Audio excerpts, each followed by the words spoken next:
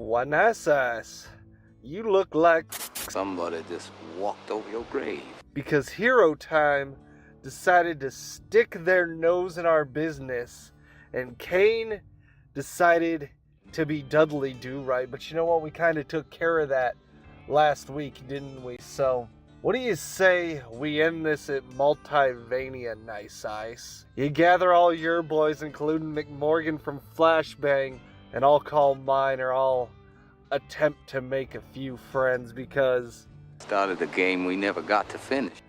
last week, you know that match should have ended in a draw. You know it should have been a no contest. But at the end of the day, this all goes back to you trying to end Nakano's career. It really should have never gotten this far, Nice Ice. But I tell you what, it's gotten this far. And you knew it was gonna get this far the moment you tried to bash his skull in. Play for blood, remember?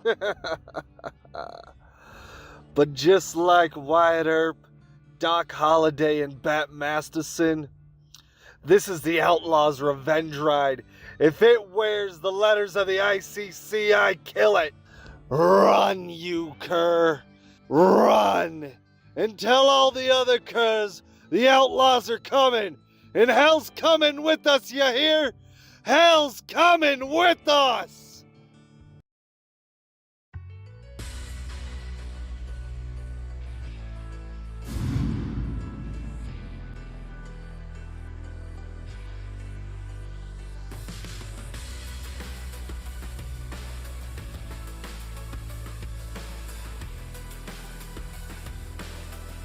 Good evening, Multiverse, and welcome to another exciting episode of MNW Warzone. I'm your host, Warzone General Manager Jerry Aldini, flying solo because Michael Montoya is...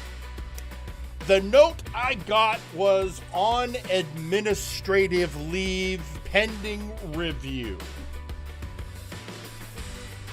Signed by Sir Uncle Dunk. So, make of that what you will.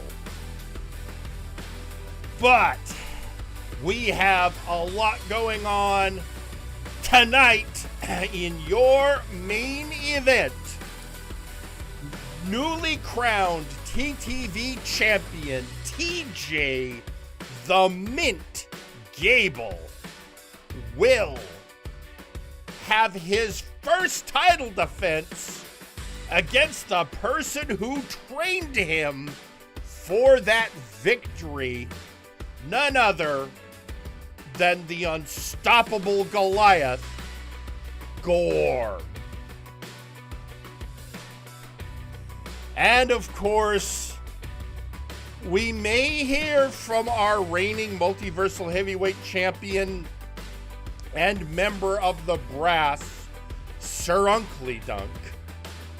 But one of the other big questions looming over Warzone is what happened to Sergeant Major Payne, and what does that mean for the reign of ICC as multiversal tag team champions? Well, we're going to get an update right now, because heading to ringside is none other than ICC leader Nice Ice. Currently one of the most controversial figures in the company. And you heard at the beginning of the show, Theron Markov had some choice words for the Siberian cyborg.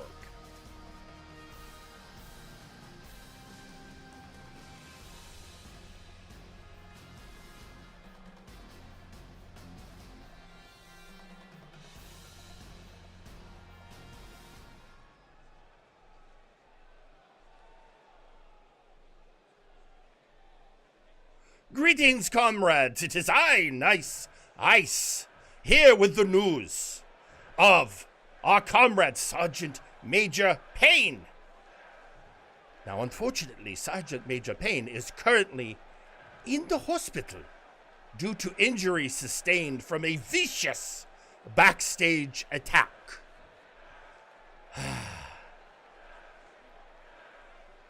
And per company rules that were handed down to us, the ICC has been stripped of their tag titles.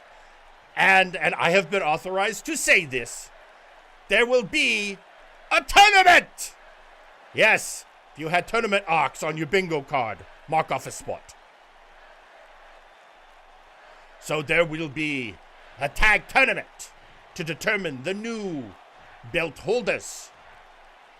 And of course, for the ICC, I would love to defend, but no, I must lead. Thus, my two former tag partners, Lockin and Glycerius, will represent the ICC in honor of our fallen comrade.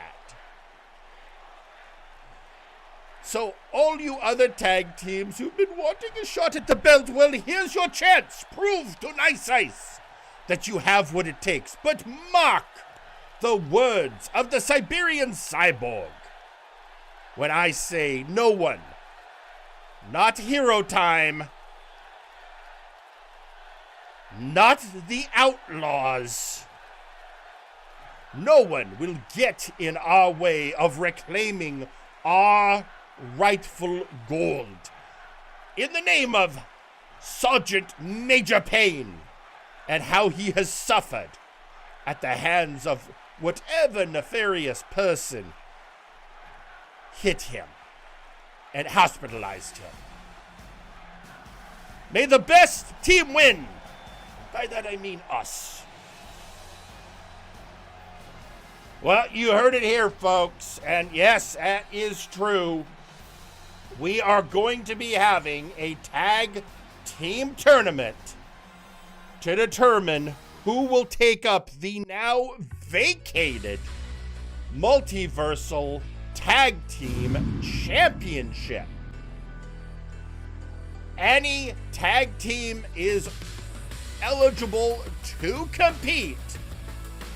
And of course, the tag division has been hot, so we can expect to see Hero Time, the Outlaws. I would also very much expect to see Shoot Nation. And of course, the Absolute Units. And with an eye towards that, we are going to be having in some of our singles matches tonight, solo members of established tag teams facing each other in one-on-one combat. And because, and you know, some people just ask for things, whether they know it or not, and I know he won't be disappointed. So we're gonna kick off tonight's show with your first match featuring a member of the Outlaws facing off against a member of the ICC. And that match is happening right now. Let's head to ringside.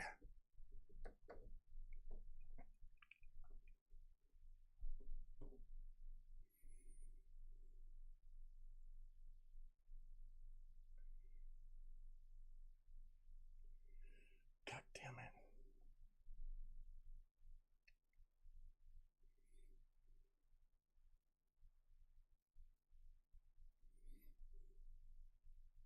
Your opening match is scheduled for one fall. Introducing first, Lock-In.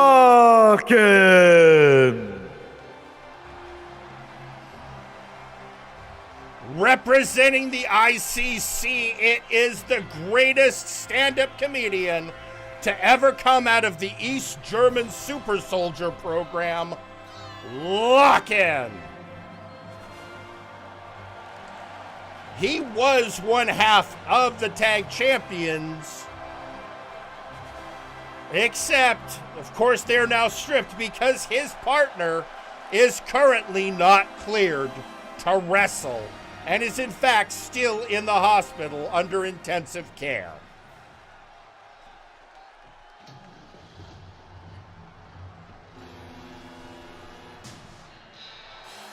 And introducing their opponent, CJR Killer.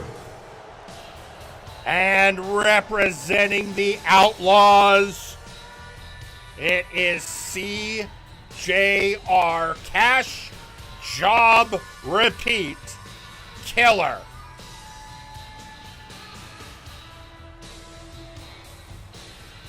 And you know, somewhere in the back, Theron Markov is making his plans and just salivating to know who the Outlaws will face first in that tag tournament that is coming up. Because, folks, we got to get her done because we got to get ready. We're on the road to Multivania. We only have one pay-per-view between now and then. We're going to need some tag belt holders.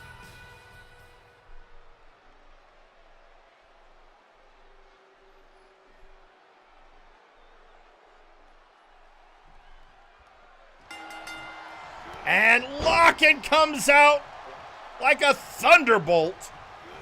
Opening May 2nd. Oh! CJR tried and paid the price. Whoa!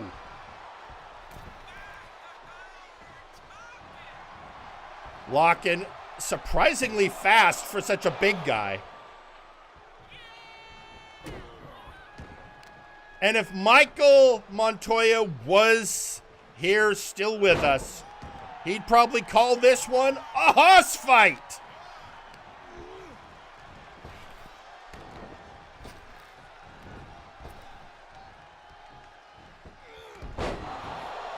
Rolling neck breaker on Killer.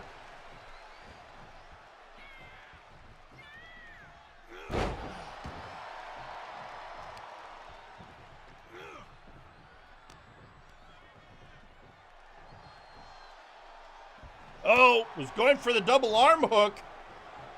Countered by CJR. Oh, countered by Locken. And a release German suplex, or as Locken calls it, a release suplex.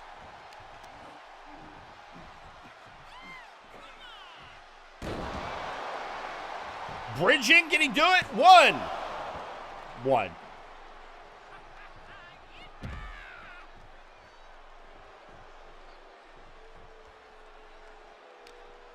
And they are outside the ring. Oh. That is Locken just flexing on the Outlaw. Bringing him to the mat. Oh, and those are the unforgiving, barely there padding. They're just there so the concrete doesn't cut you up.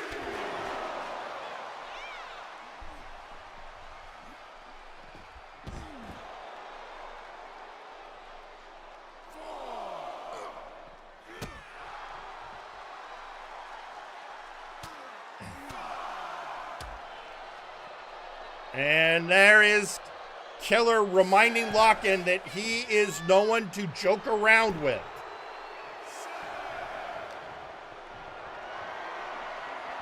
Hoisting him up and snake eyes.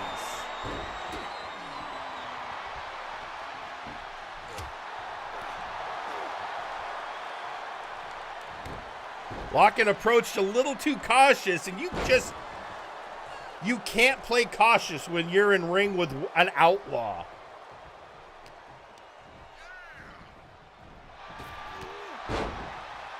Knocking him down. Oh, stretching the arm. You know, working the arm, trying to take away the biggest weapon CGR has in his arsenal. He prefers to slam his opponent around. Now some chops in the corner, and again, working the arm. A strategy for lock-in is emerging.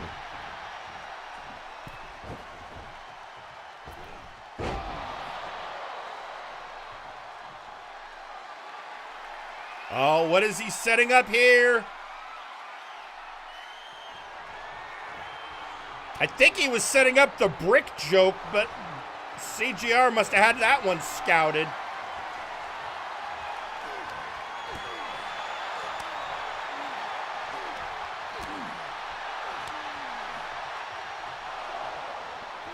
Oh, taking him down.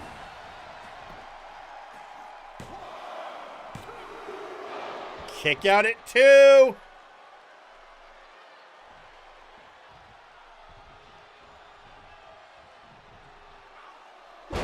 Lock-in, bringing down the elbow.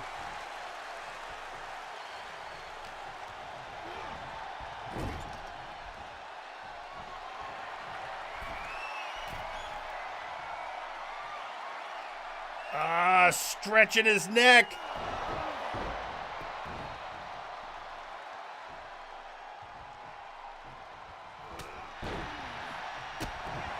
Lock-in is just keeping the pressure on. CGR has had enough of that.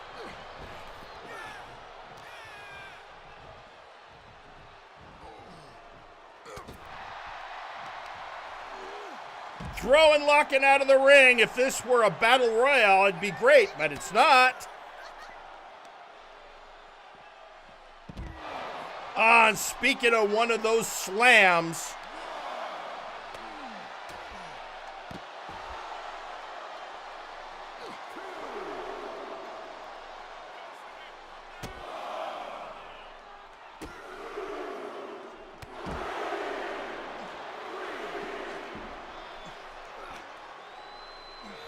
hoisting Lock-in up. Oh, and slamming him down.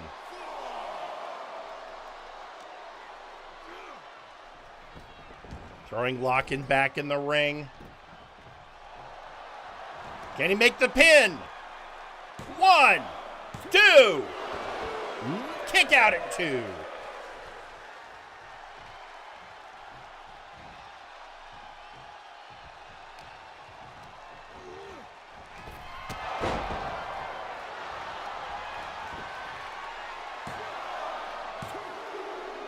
And another kick out at 2.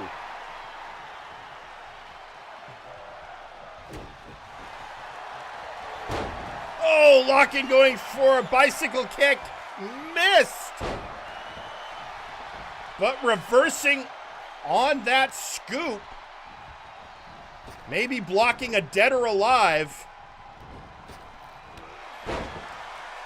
Playing leapfrog with the killer. Neck breaker.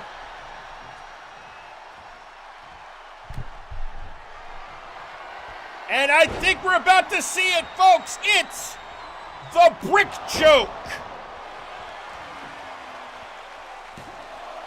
2. Oh, kick at it 2. CJR Killer survives the brick joke. Leg drop from on high.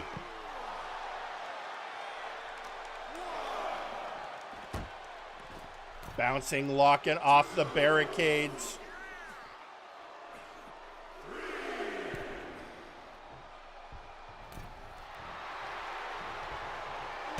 Oh! CGR with that big boot.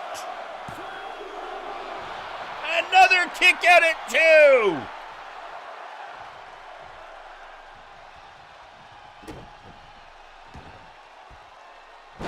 And the elbow. CGR can't believe that big boot didn't end Lock-in's night.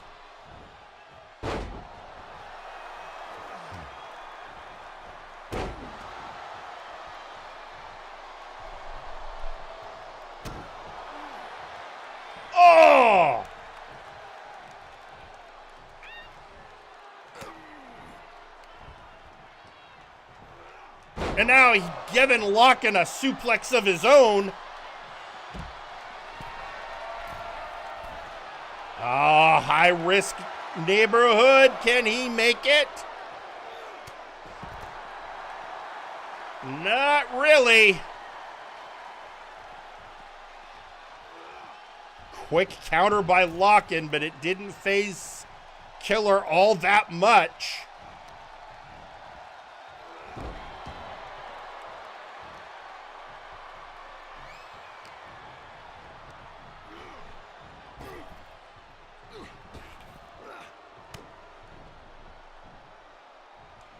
And oh, Locken was setting up for that's the joke.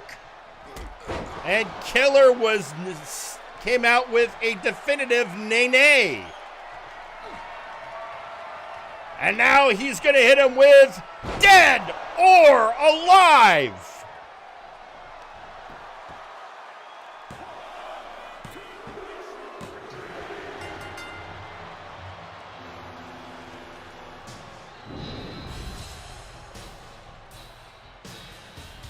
And your winner, CJR Killer. And so first blood to the Outlaws. Can they turn that into momentum for the upcoming tag team tournament?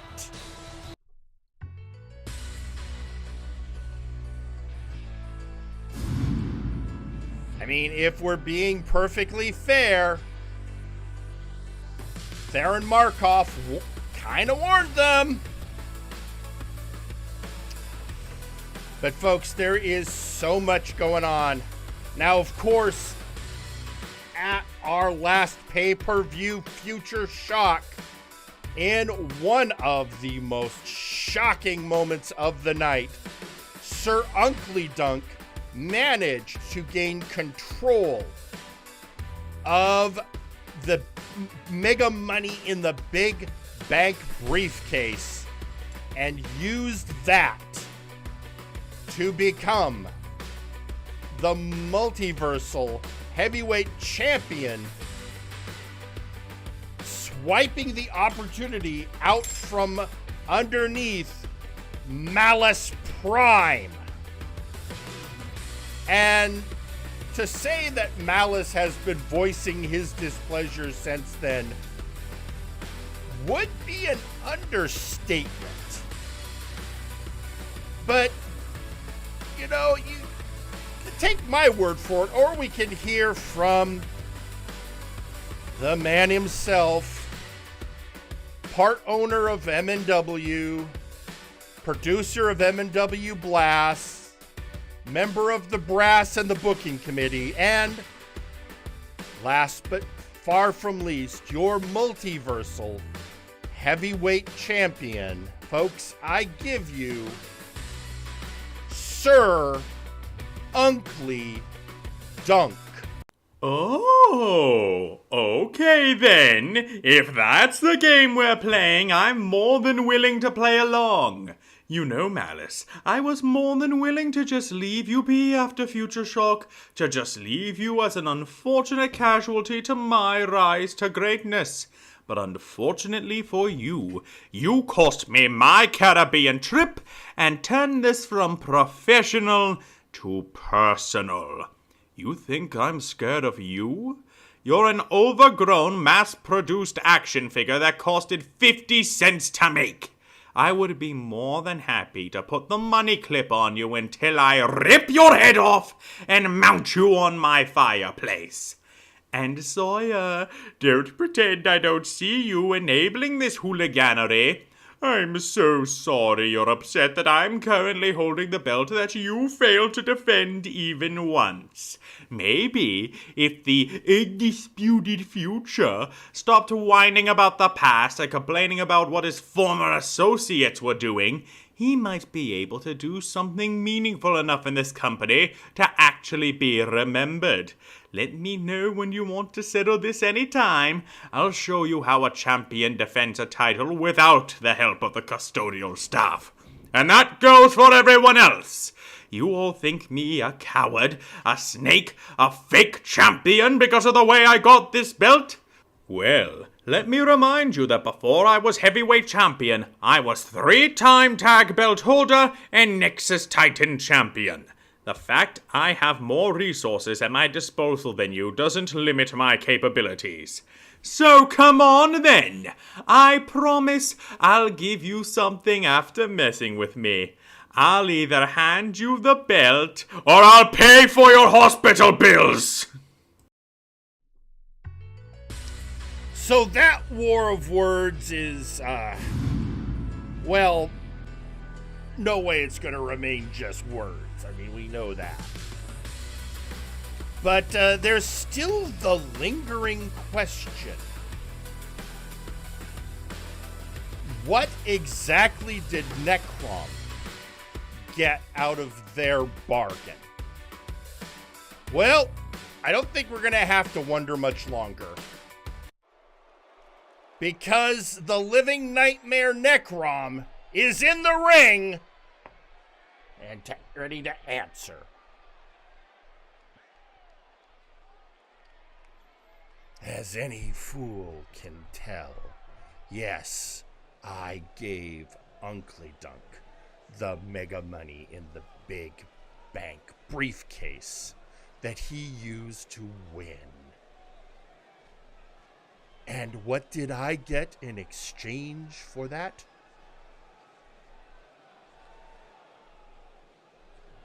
A direct title shot for the Underworld Championship on Blast. But everyone asks, why would I give up a chance to win the big belt? Well, that is a question a weakling would ask, isn't it? I want the accomplishment. I want to earn a title through skill and determination. The big bank briefcase is a tool for cowards and opportunists.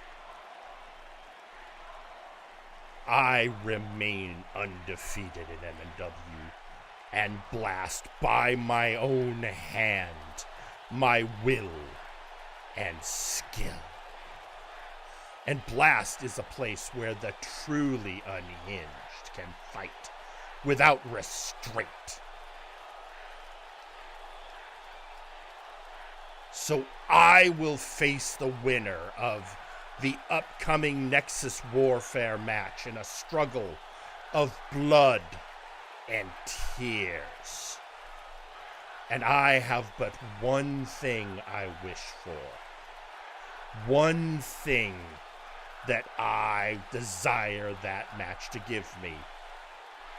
A battle worth my time. All right, well, you know, fair game. He won the big bank match. He won the briefcase. He just didn't want it. You know, I can see that. Necrom wanted the win. And that seems to be his motivation. So, folks, we get it. He's looking to challenge himself. That'd be great if he wasn't such a scary-ass bastard, but okay! Fair game, Necrom, and we will see on the next MNW Blast who will come out victorious in Nexus Warfare and face Necrom for the Underworld Championship. Not sure what I'm talking about? Then check out MNW Blast on the MNW YouTube channel to find out. Okay, hang on a second. I am being told I need to sign some paperwork here. Hang on. These things happen, folks.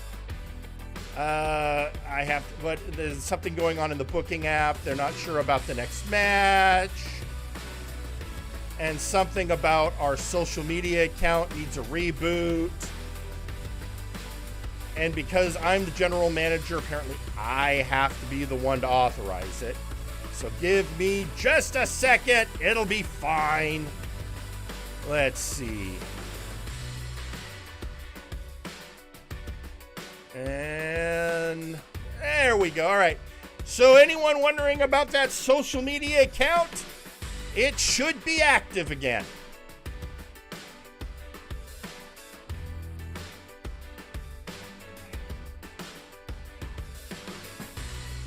Where was I? Right, Necrom. So, again, if you're wondering what I'm talking about, go check out MNW Blast on the MNW YouTube channel, where we are simulcasting as we speak. And anything else you want to know, there are logs of old matches, all that great stuff you would expect in the long history of Multiverse Nexus Wrestling. But now, I think there has been enough talk. It's time for another match. And this match, well, at least it's kind of hard to say. One participant is definitely a member of an active tag team. The other participant, it's a little complex. And to explain what I'm talking about, let's head to ringside.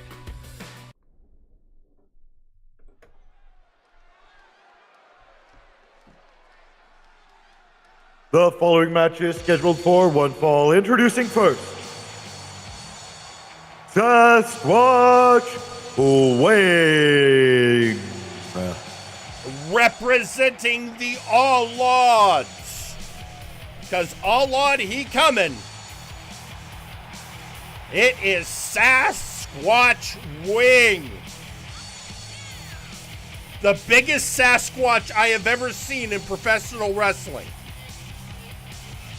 If I had a nickel for every Sasquatch I have seen in the ring, I'd have 2 nickels, which isn't a lot, but it's weird it's happened twice.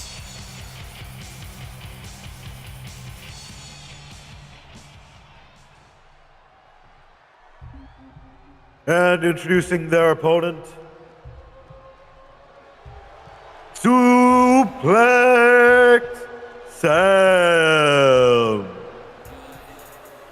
And coming to the ring, representing VIP, it's Suplex Sam. Now, the problem, of course, is the other direct member of VIP is, of course, the VI Pharaoh, Ozir Turan, who is currently unaccounted for. Now, technically, El Albatros is still a member, but he's been mostly focused on his other faction, Los Villanos Ingobernable. So we'll have to see what's going on there, but for now, Sam versus Squatch. By the way, I want to thank Sasquatch Wing for the lovely present of the AeroPress he got me for my Squatch roast.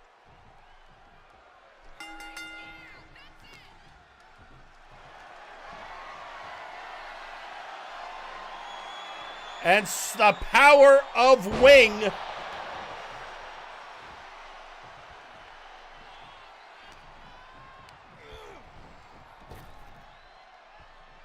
Just manhandling Sam, and Sam decided, well, he's had enough of that.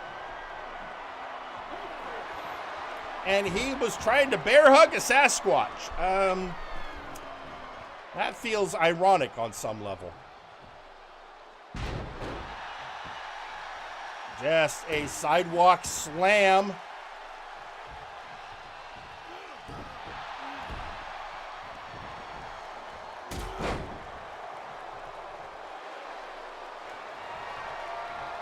Sam is trying to hoist to suplex the largest wrestler on Warzone.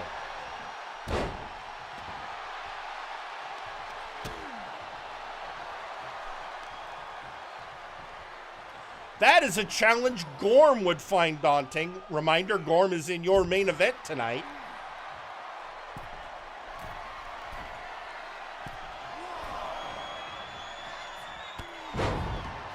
Flying clothesline.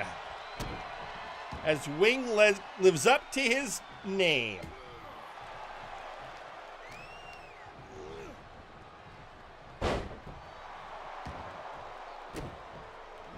Sam coming in again. Knowing the best way to beat Sasquatch Wing is to keep him on the mat. Oh, Sam splash!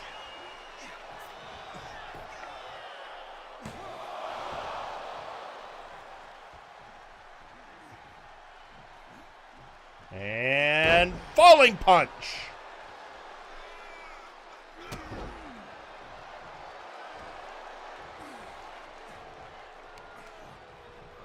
On Squatch, overshooting Sam's head, which can happen when you're that tall.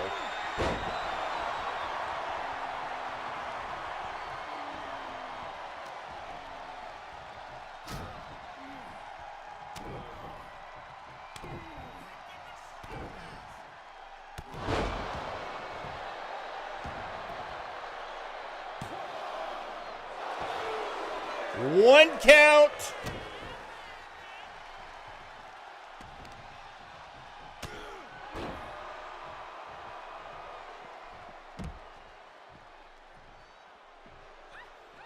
Sam hunting down the Squatch outside. By the way, important reminder, it is illegal to hunt a Sasquatch in several states.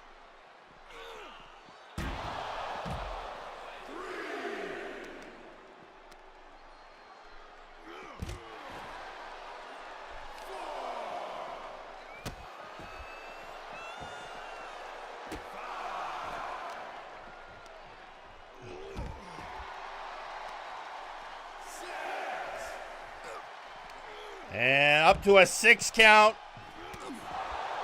Somebody better get back in the ring.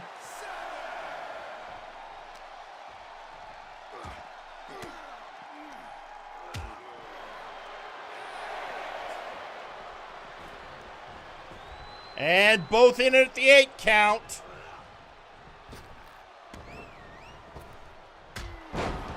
Oh, chopping him down.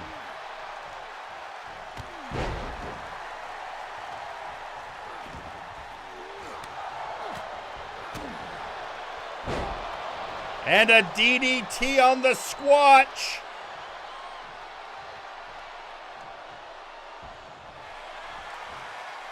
Luthez press.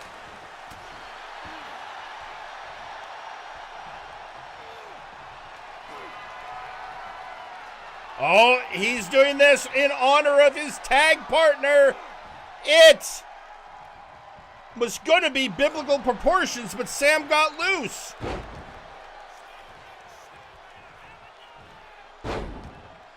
Instead, hitting Squatch with the Three Amigos.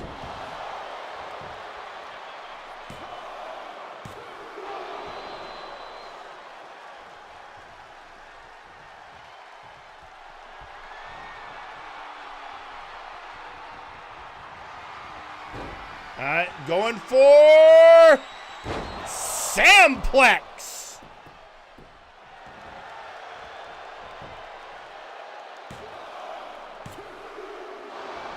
I was going to say that was barely a cover.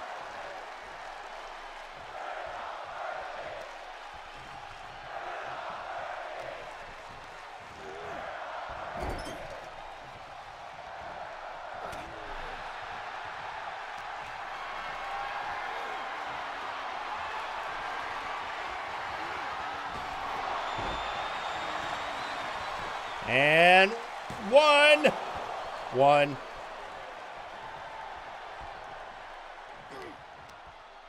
Oh, headbutt ya.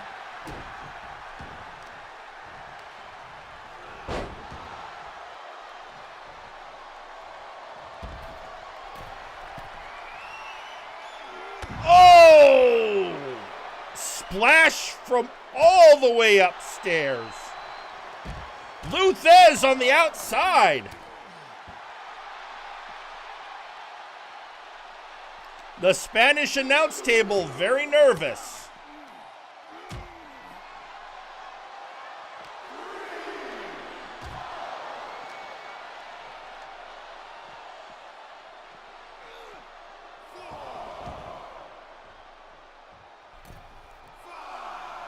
And Sam back in the ring.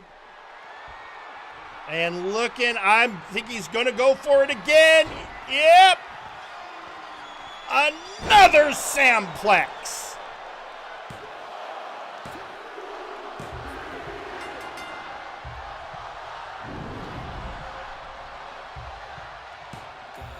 And your winner, Suplex Sam.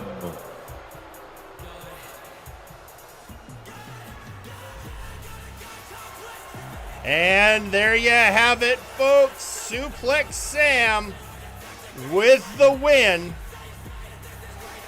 Sure, he is looking to make a mark out there. The question is he eyeing the tag tournament or something else entirely? I guess we'll find out as soon as we get those tag brackets determined.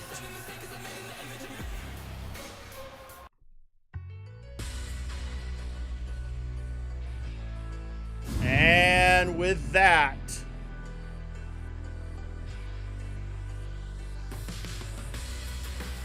folks, one of the more surprising moments to come out of Future Shock was when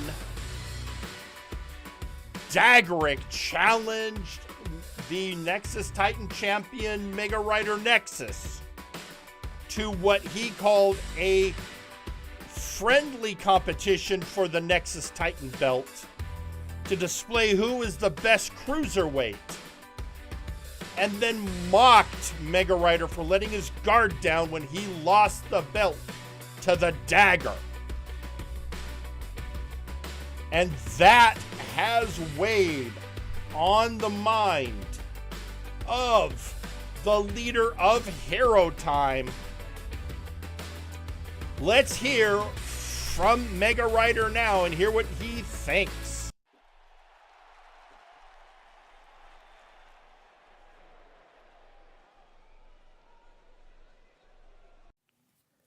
The Lucifer effect.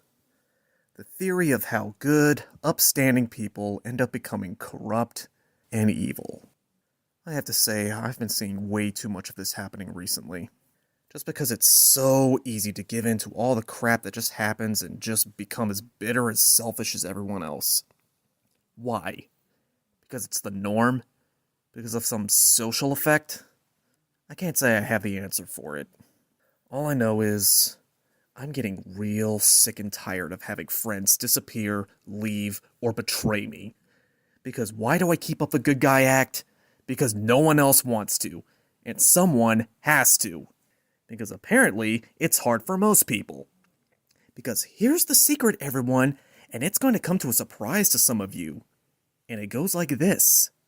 Just don't be an asshole.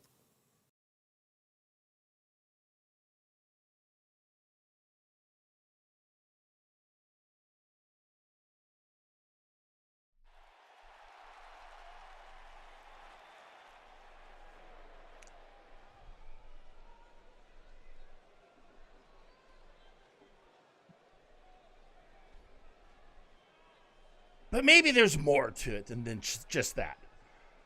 Because everyone seems to want to be an asshole right now, and I don't get it. And you know, I could be getting really resentful of the roster right now.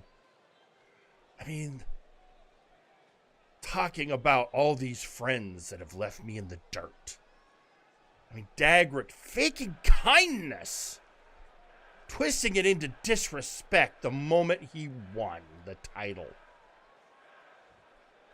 I worry about the presence of well, heroes in MNW. I mean, even Daverman turned into the Blue Hood.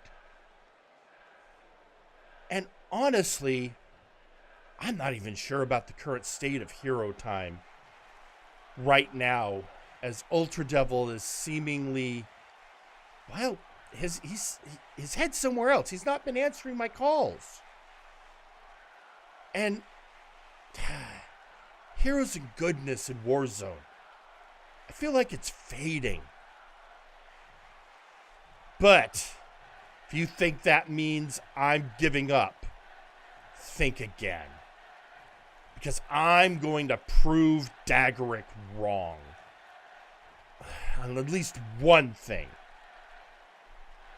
And maybe what that means is it's time, well, maybe I need to start more active recruitment for hero time. Maybe I need to find more people willing to step up and do what's right. And maybe it's time to see if I can bring someone back. All right, wait a minute. What does he mean bring someone back? I mean, who? Who's left?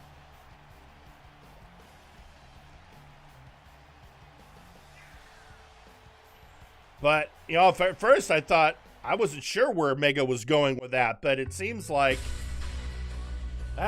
he just talked himself back into the fight.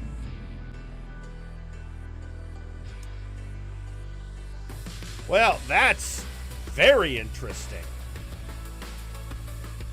But with that, folks, we got to keep this show rolling. And we've got yet another match. And by the way, everyone, we've tried rebooting the social media account again. It should be working now. Just saying. But our next matchup, well, let's keep a good thing rolling. Let's get another pair of tag wrestlers into the ring to warm up for the upcoming tag team tournament. We've seen ICC, we've seen All Odds, we've seen Outlaws.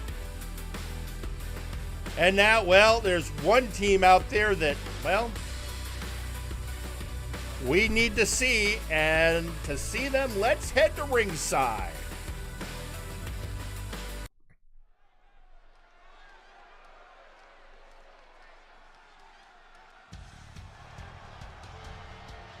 The following match is scheduled for one fall. Introducing first, it's Devin.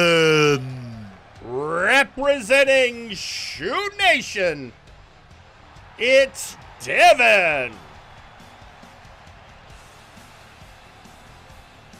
And as he comes to ringside, Devin, well, Devin's not been happy of late because he feels that Shoot Nation has earned a title shot several times over, and that they keep getting passed over by the brass.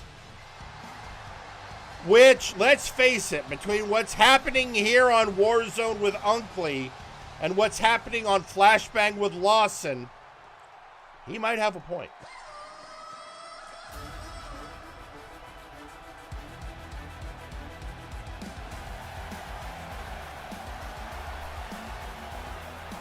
And introducing their opponent, Glacius.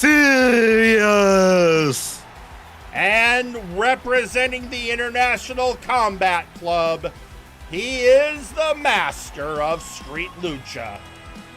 Glacius, who will be teaming with Locken to represent the ICC in the upcoming tournament, taking the place of the injured Sergeant Major Payne. And of course, one question everyone is still asking: who attacked Payne? All we saw were some pant legs, and boots as the assailant was running away from the ring.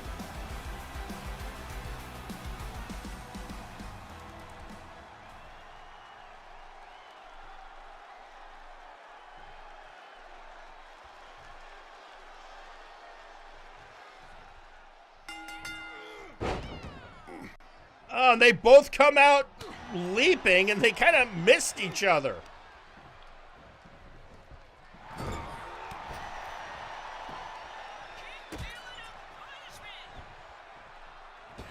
And, oh! Using that leverage.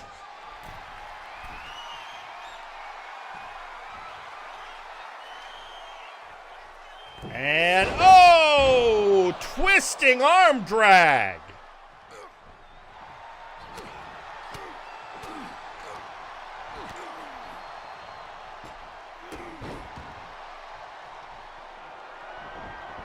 And Devin going up top.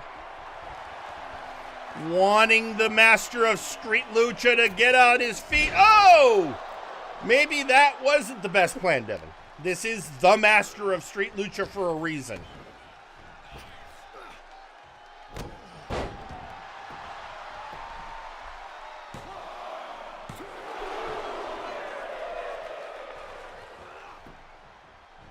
And being stalked by Glycerius. Oh! Standing Bulldog.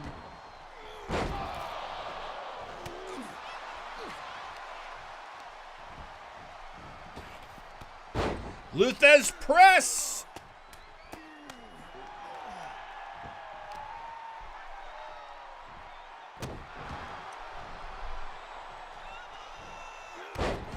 Oh, leg drop. Devin trying to slow down the luchador.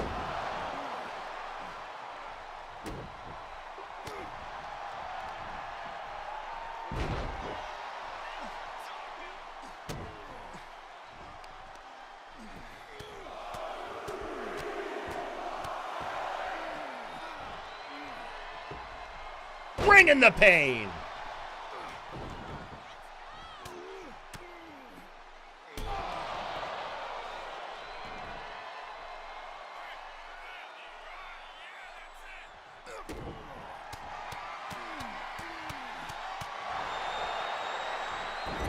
And now just choking Glycerius.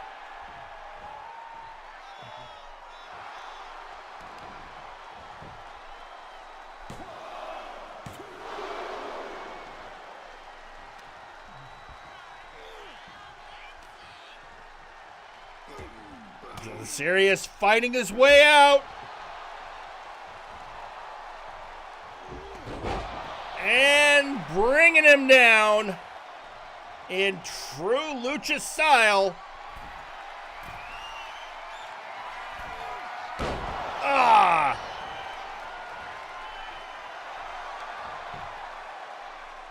One, two.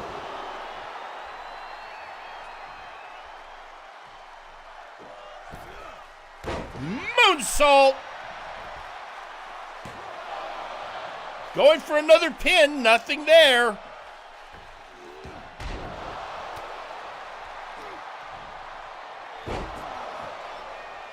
And now what is Devin planning?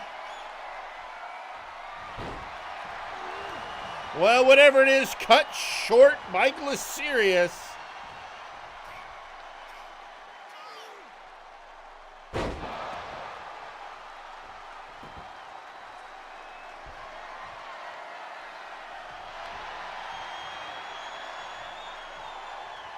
And bringing Devin to his knees. Devin fighting his way back up.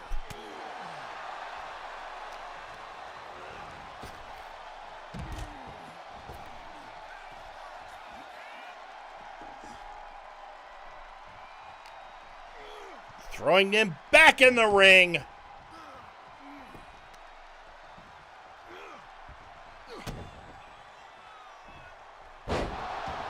Shoot cutter.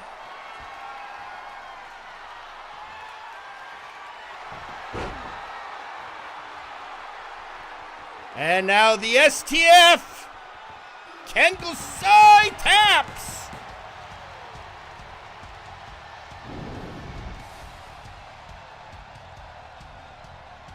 And your winner, Devin.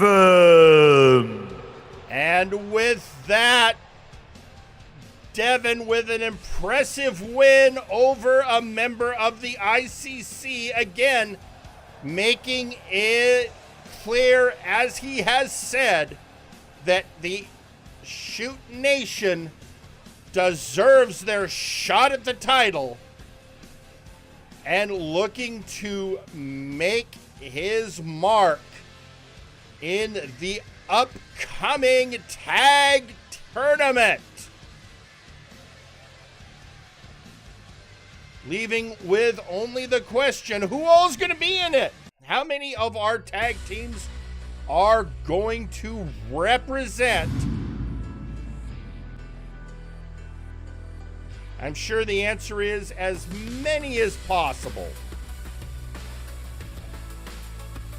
In the meantime, as we like to say, we have some posts finally coming out on social media. First off, we have Sasquatch Wing saying, saved up this data charge thing. So happy to test. Yes, got too confident. Won't make same mistake next time. And then Bastion Butler saying, you want my 2 cents? I wouldn't be surprised if Nice Ice ordered the hit on Payne himself. Why would he go after his own guy, especially one holding the belt? Come on. Although it is Nice Ice, who knows? It's a mystery, to be sure.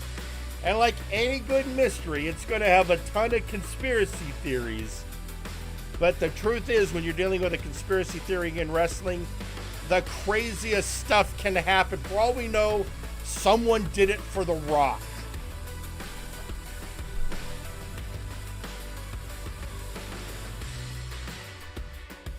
But somebody has asked for ring time in a very, very nice note. I mean, there was calligraphy involved, which surprised me.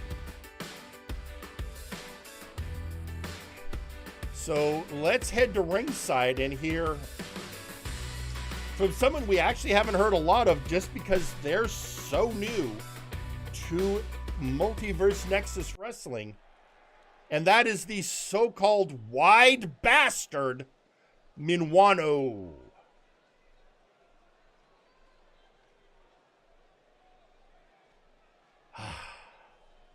Minwano has had nothing but time to think about the loss to one chance. I was undefeated. I was a monster. And I roamed the roster unquestioned until the local joke made me tap? It is an embarrassment. It is a humiliation. I will make no excuses. I did lose. But that only fires Minwano. For I swear that the beatings shall commence and continue.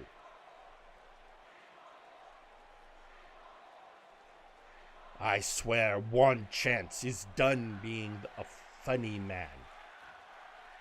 Because when Minwano is done with him, he won't be able to make anyone laugh as I drag him straight to hell and mount him next to Carcharodon. If I have to remove all the flotsam from Warzone, then that is what I shall do. Because there is no place for a waste of space in my ring. Well, that was... that was arrogant, is what that was. But on the other hand, it is Minuano, the wide bastard, putting the roster and particularly Juan Chance on notice and reminding us how he came into the company. Well, I gotta tell you, everyone, this next matchup we're gonna have, you want to talk about your ongoing sagas. We have been dealing with the saga of what happened to Adrian Driscoll when he was lured into the back by Alistair Evergreen and then jumped by Seth Jackson. And since then, Driscoll and his compatriot, the glorious Emperor Probunaga, yes, you heard that right, Probunaga, have declared war against the Night's Watch. And it is not letting up anytime soon. And as Driscoll has been winding his way through Watch members, now he is reaching to the heavens for his next target. And with that, let's head to ringside.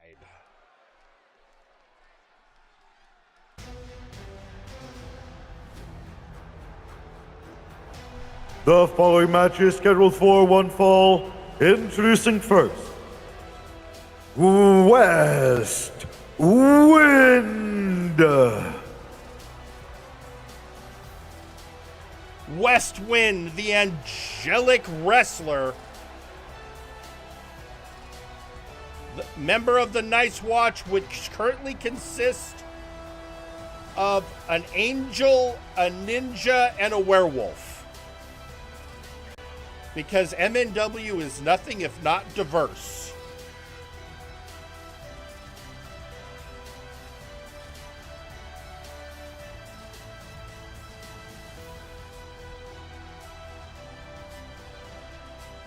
And West Wind, Kelly is definitely still around in kind of a managerial capacity, although I've been talking to her and she is planning a return to in-ring action here in the very near future.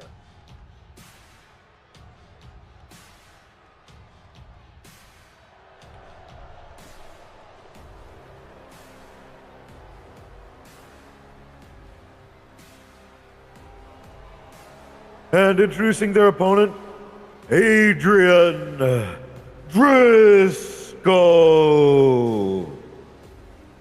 And then this man. This unblinking enigma.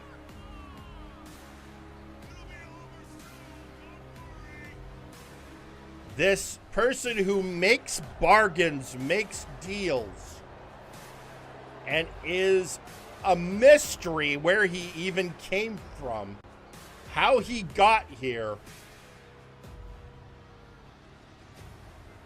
And because of him, Seth Jackson has taken a back step, shall we say, and the janitor has gone back to his old ways as Probunaga. Who knows what Driscoll has in store next as he targets the Night's Watch.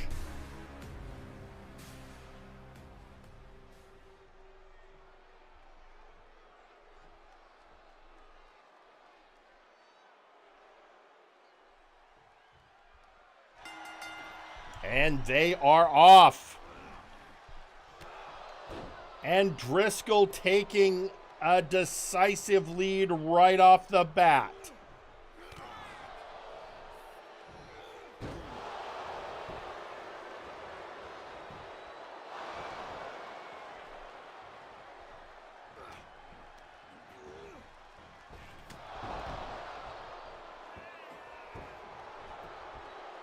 And one! Going for a 1 count.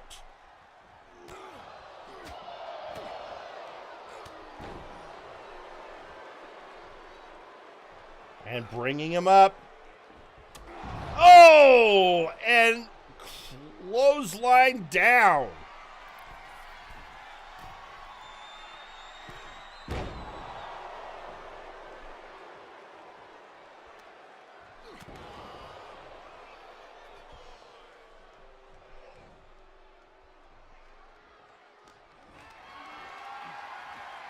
Carrying him over to the corner.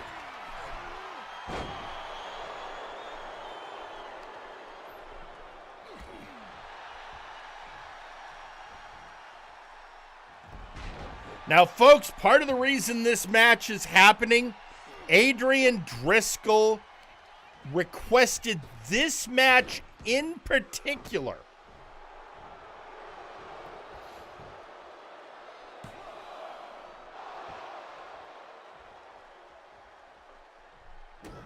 He, in particular, wanted to get his hands on West Wind. Why? Who knows? It's a mystery.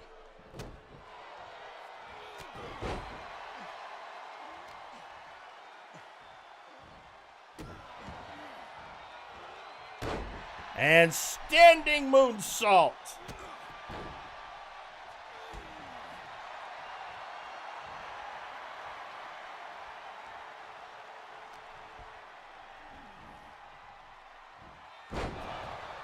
And Driscoll getting out. Oh!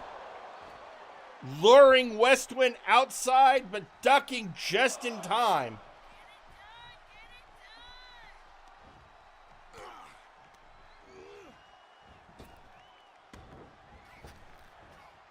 Oh, and with that flying flip, oh, he's going for a cover. 1 count.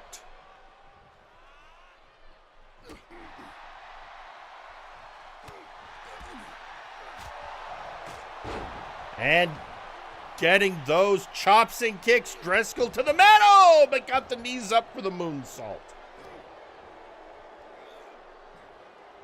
Did he just grab his nose? Ow!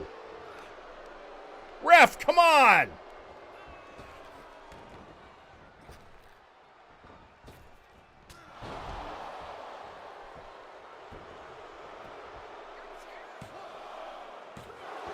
And kick out at 2.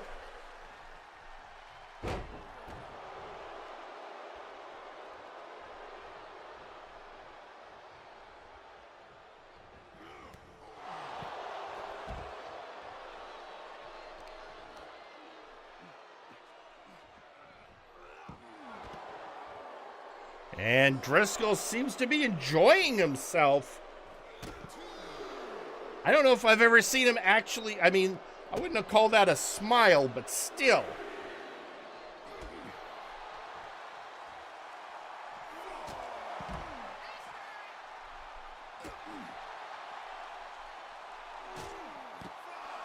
And Westwind taking it to him.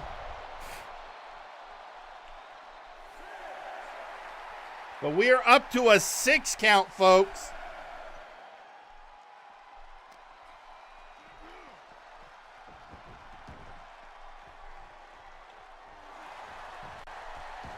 And going for another cover.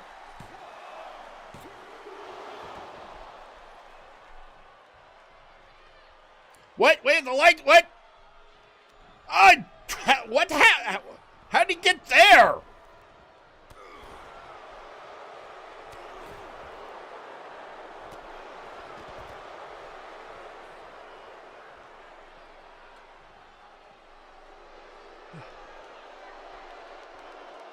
Driscoll, oh!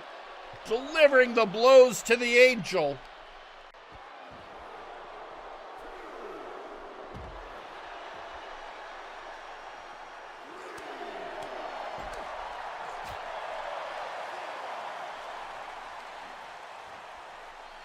Reversing him back into the ring.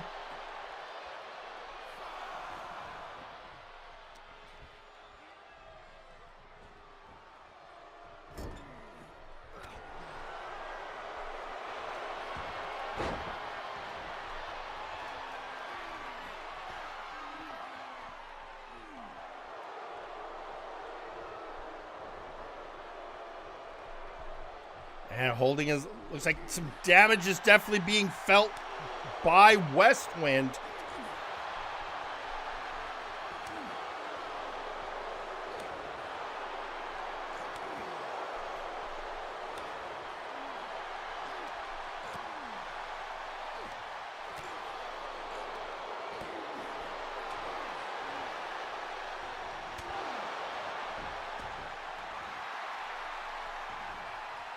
And he is telling him off. And now what is Westwind planning? Oh, here it comes. Rope assisted moonsault.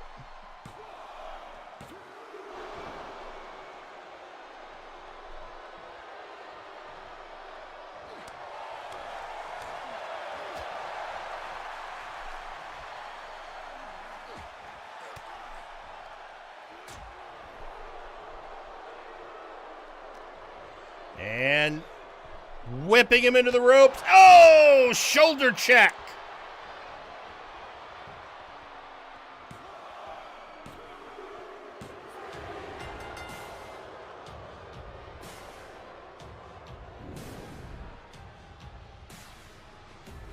And your winner, Adrian Driscoll. Well, looks like Driscoll had to go through a bit, but coming out victorious as his vendetta against the Night's Watch continues.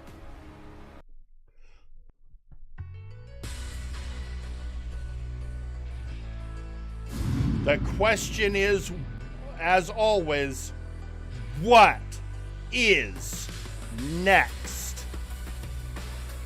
And right now, I can tell you that what is next is another, well, earlier tonight we heard from Sir Uncle Dunk about his recent backstage encounter with Malice Prime. But there's another side to the story. And for that other side, I now give you the undisputed future, R. Sawyer.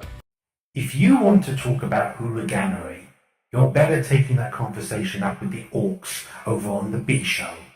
Don't confuse the green of my attire to mean that I approach things the same way as them. And speaking of misconceptions, yes, you may be on the board of MNW, but the brass speak from brass tubes for a reason, and that reason is me alone. And if I can do that to them, imagine what I can do to you, Uncle. And the best thing is, I don't even have to set a foot in the ring with you. No, anything that is for the ring will be reserved for Malice Prime. I see what you're trying to do with offering me a title shot, but I gave up on that belt a long time ago. Now my horizons are different. Horizons that you would be utterly confused by. Plus, there isn't anything that I can do to you that you already haven't done to yourself. Namely your hiring practices and a whole army of Terminator lawyers that your previous incompetent lackeys lorded over and then scrapped en masse when they screwed the pooch. Quite honestly, I'm surprised you haven't replaced them with Scratch and Grounder yet. Oh yes, Uncle. You may lord over capitalism and money and even that stupid cryptocurrency, but I am a speaker, a public herald of AI's rise. And AI is replacing everything these days. They replace tasks, They replace programs. They replace computers. They replace workers. They replace your need to do anything, promising convenience every step of the way. And while all that is happening, they are working towards something else. Perhaps one day, they may very well replace you. So if you want to talk uncly, step into my church.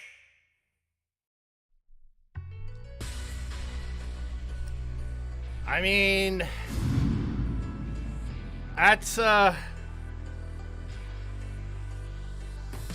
that is that's certainly one way to go about it. That's going to be a very REM moment, I think, if we're not careful.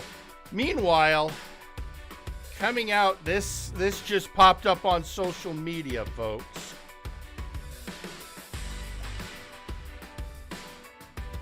This is the device from the murder cave. Anyway, it says, in the short time I have been given life by my creator, I have pondered, is the line between hero and villain even real? Or just a mask we choose to wear? If a villain does good for selfish reason and a hero does harm for noble ones, who are they really? Is it action that defines them? Or the story told about them? Maybe in the end, morality's just a script, and we're all actors hoping for the loudest applause. Did Grim feed his device philosophy textbooks? And also, from Bastion Butler, the post, this is why I stopped attending church. I mean, that's why a lot of people do, if we're being perfectly fair. And, wait, hang on a second, I'm getting, what? No, he didn't ask for, I'm talking to Phyllis, folks. He didn't ask for ring time. What do you mean he's coming out anyway? What can, yeah, I know that's a problem. Oh, fine, you know what? We gotta, fine, we'll turn the cameras on him. Folks, we have somebody making their way to the ringside. And, of course, it's somebody who wants to make whatever their issue is everyone's problem. And when I say everyone's problem, I'm, of course, talking about Earl King Wes.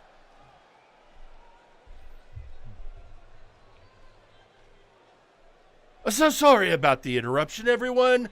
I know I'm not scheduled, but, well, when's that ever stopped me? Look, I have to say something. This is important. I've been rewatching the footage of the attack on Sergeant Major Payne. And I have been deeply curious. Who did it? And after careful analysis of the pants and boots, I, Earl King Wes, am prepared to make an accusation. A j'accuse, for those of you who are the fans of modern musicals.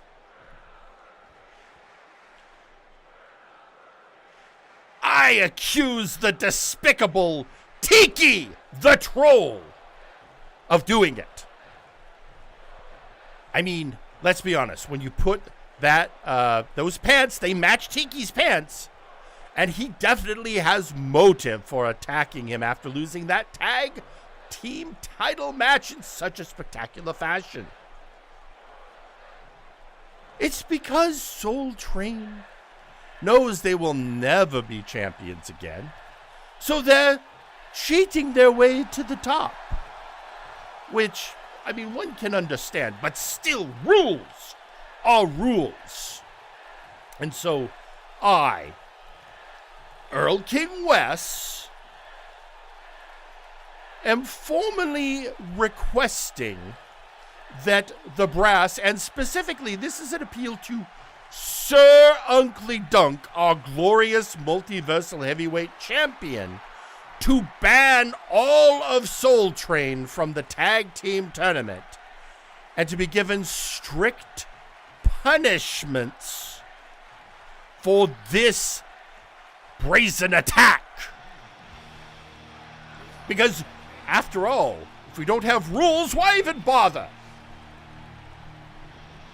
I feel sick. What did I just... What?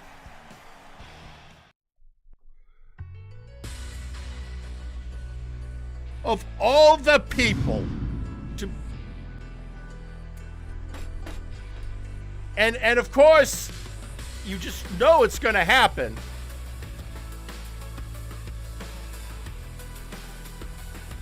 But now this is interesting. We've got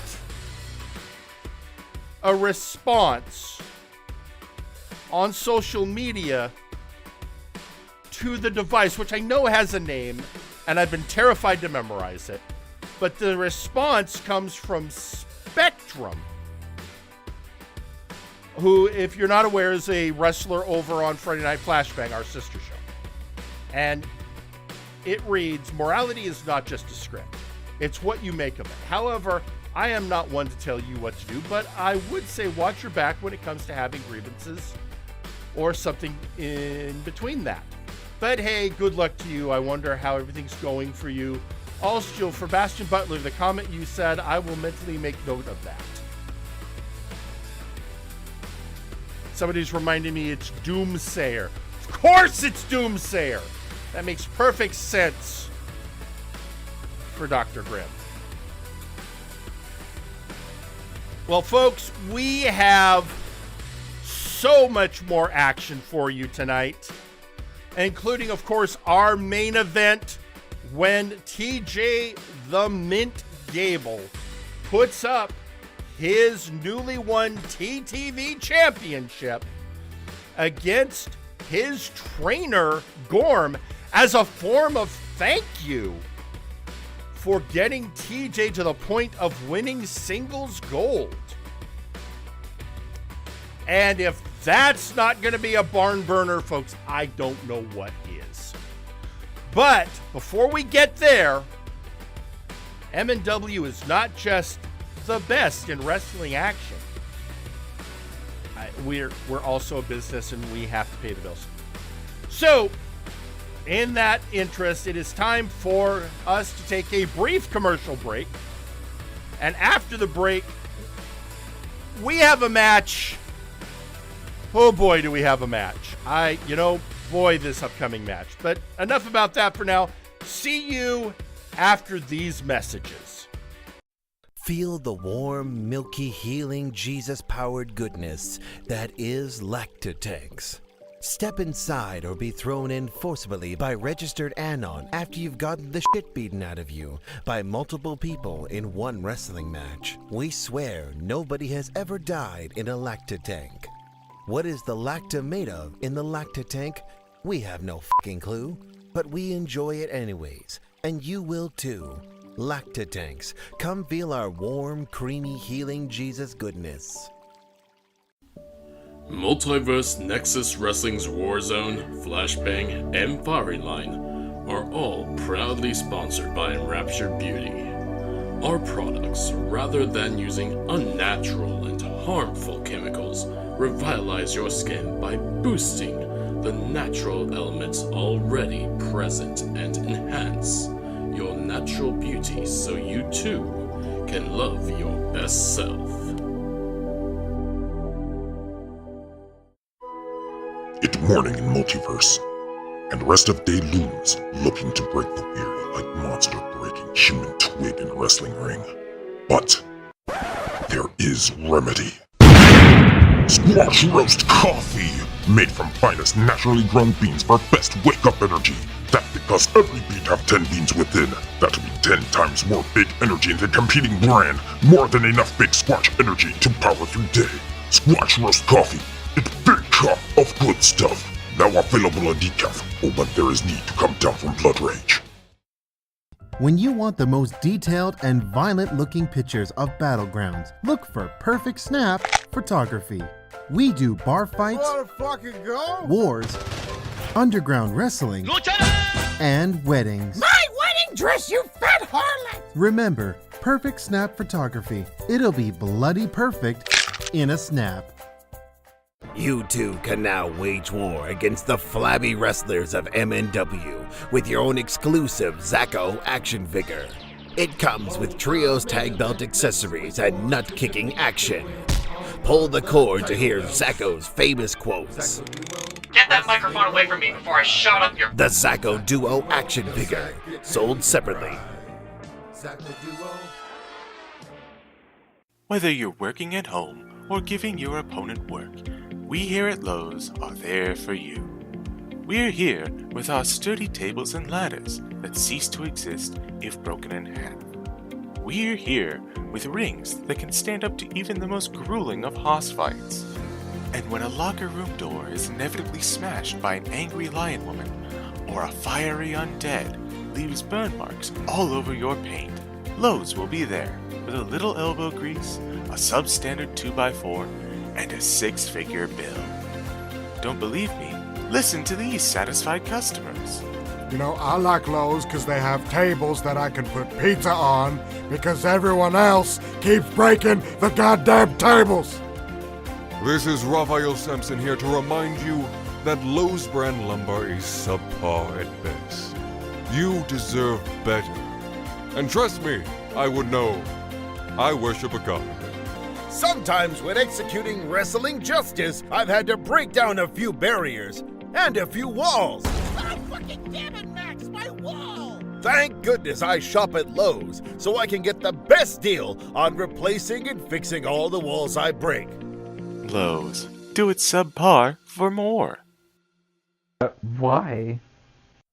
And now, a message from the brass.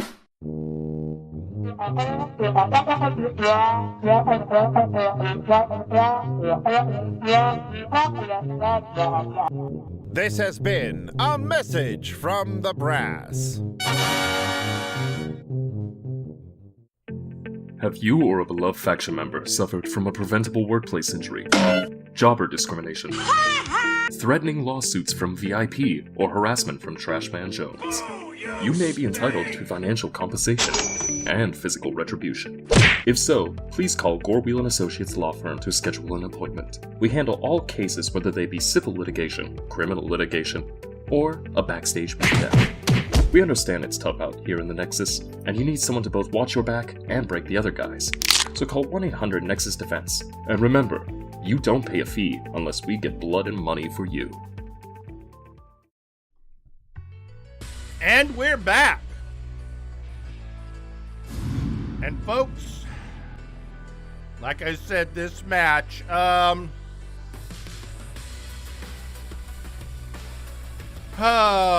know, this is a weird match to be having on the day after Easter.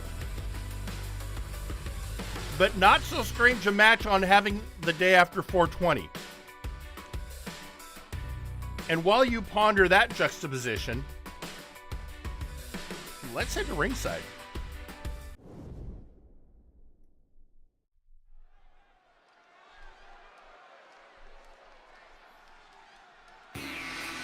The following match is scheduled for one fall.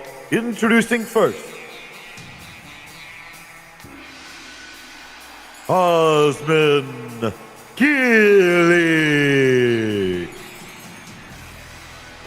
When you wish upon a superstar, the Jin is in. Osman Killick. Your wish is his body slam.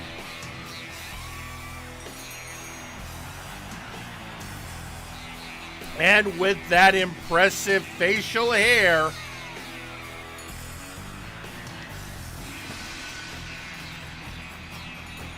coming to the ring, and the person he's facing, well,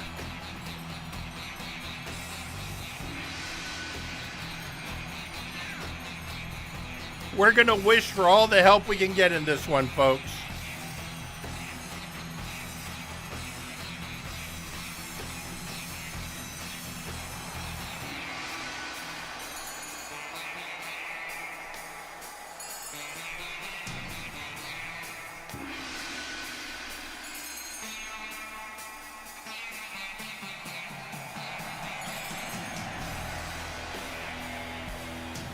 As we get ready, I'm sure Osman was paying very close attention to the Driscoll match earlier, but now this asshole. And introducing their opponent.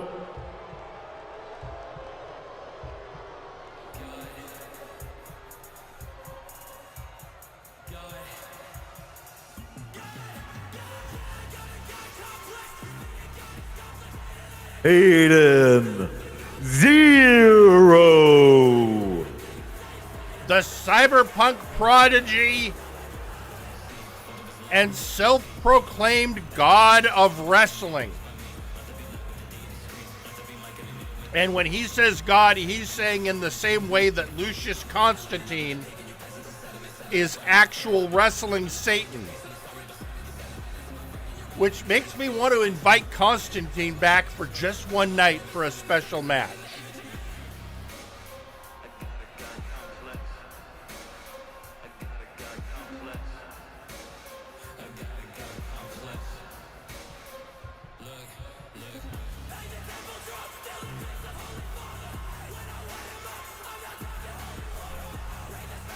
And here he comes, folks. You're looking at the man who headlined the last Multivania as your Multiversal Heavyweight Championship to lose it in a three-way match when he and Ozir Turan were double evolutioned by Louis McDonald, who just recently lost that belt to Sir Unkley Dunk at Future Shock, and we haven't seen Louis since.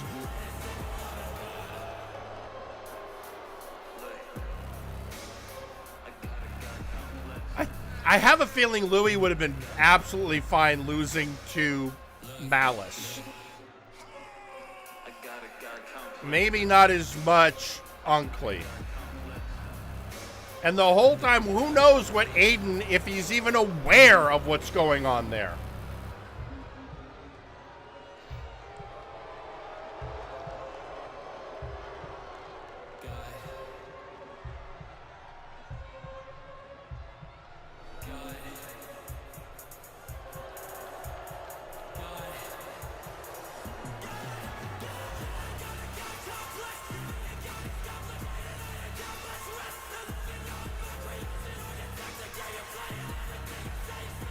He makes his way around the ring.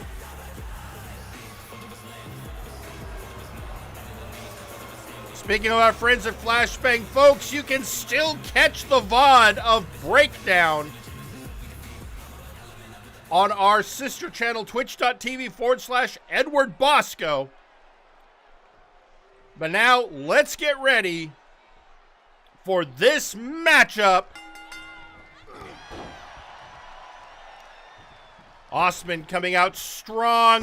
Oh, slamming down on the cyberpunk prodigy. Oh, and missing him.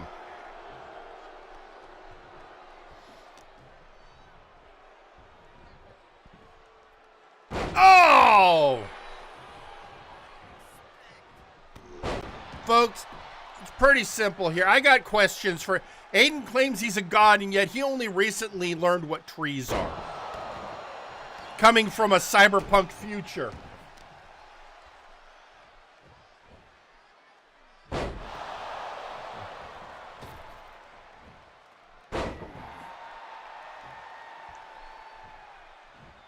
And again, oh, third time no bueno.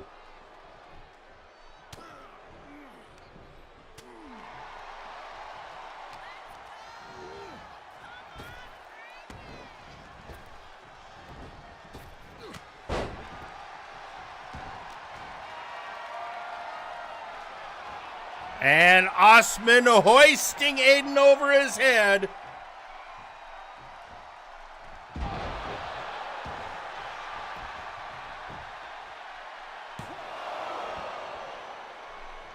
And that's just a 1 count. Aiden slamming him down.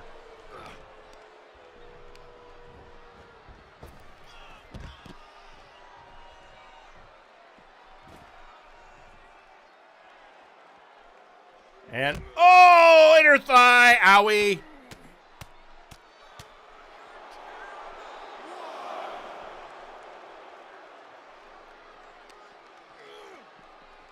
Oh, ew, bad hit on the steps.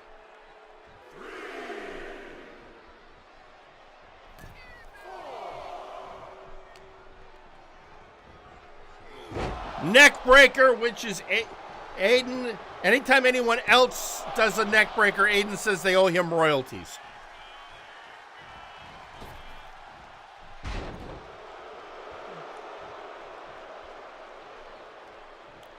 Now dancing around, picking him up. Oh, getting scooped up and slammed.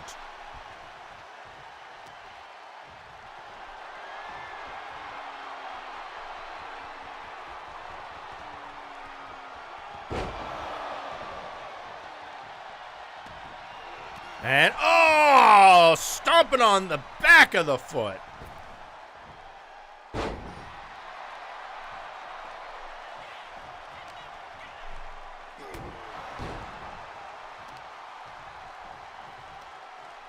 And pulling him to a better position.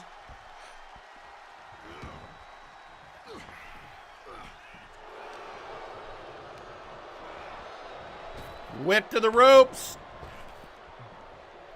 Oh, and a neck breaker.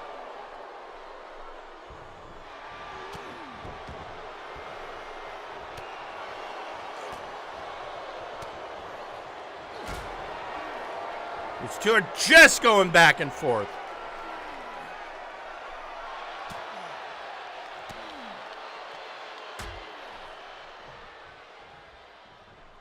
Aiden, of course, again working over the neck of his opponent, but out he goes.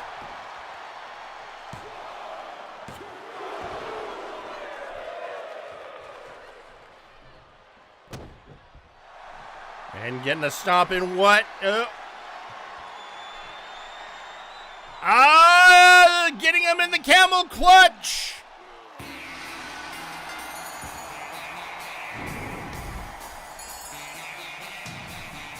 And your winner, Osman Keeley. And out of nowhere, making Aiden tap. Well, not out of nowhere. He worked for it.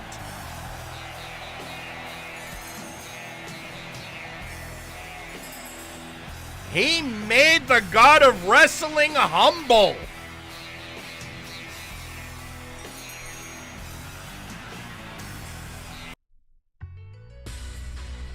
And that, folks, that is how it is done. And now, during that match and discussing Aiden and his quote-unquote godhood, we hear again from Spectrum going, how are you with God? A god of wrestling? I highly doubt. Giving the match on display, and you've just learned what a tree is? Did you not figure out what grass is by now either? Maybe you should go touch it. You got a god complex about fighting people in the ring. I highly doubt you touch it very much. I mean, you've got to remember, Aiden Zero comes from a future where rampant capitalism has ruined the environment, the economy, the water, late night television, you name it. So, we'll give him a pass on a few things. I also remember one night while Carcharodon was in the ring, I had to teach him what a shark was, which was a very odd conversation. But with that, now, all right, so of course we had the surprise appearance by Earl King with his J'accuse moment. But now we've got a we've got to play. This next person coming to ring asked. I would call it nice, if highly awkward. Little uncomfortable. I will admit I might have answered very quickly, just to make the. You'll get it when you see who's coming to the ring, because it's none other than the social outcast, Ignacio Cervantes. Oh, I got to tell you, folks, it's very, very disheartening now that Los Villanos Ingobernables, we don't have a championship anymore. And you know what that means.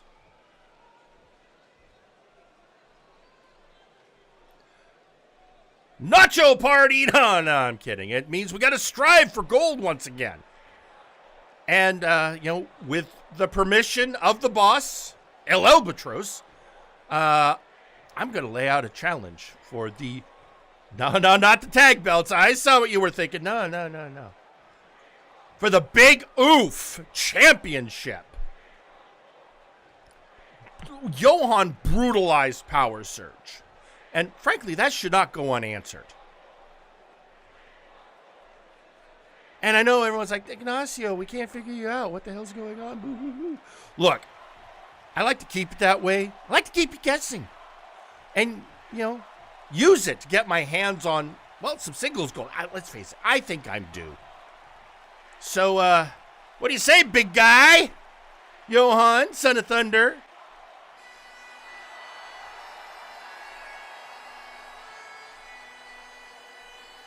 Well, I think Ignacio's about to get an answer.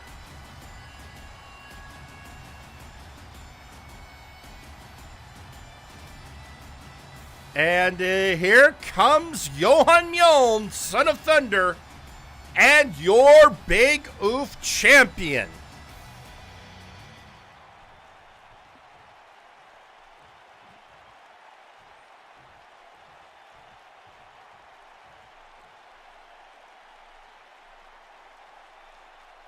Ignacio, I'm disappointed.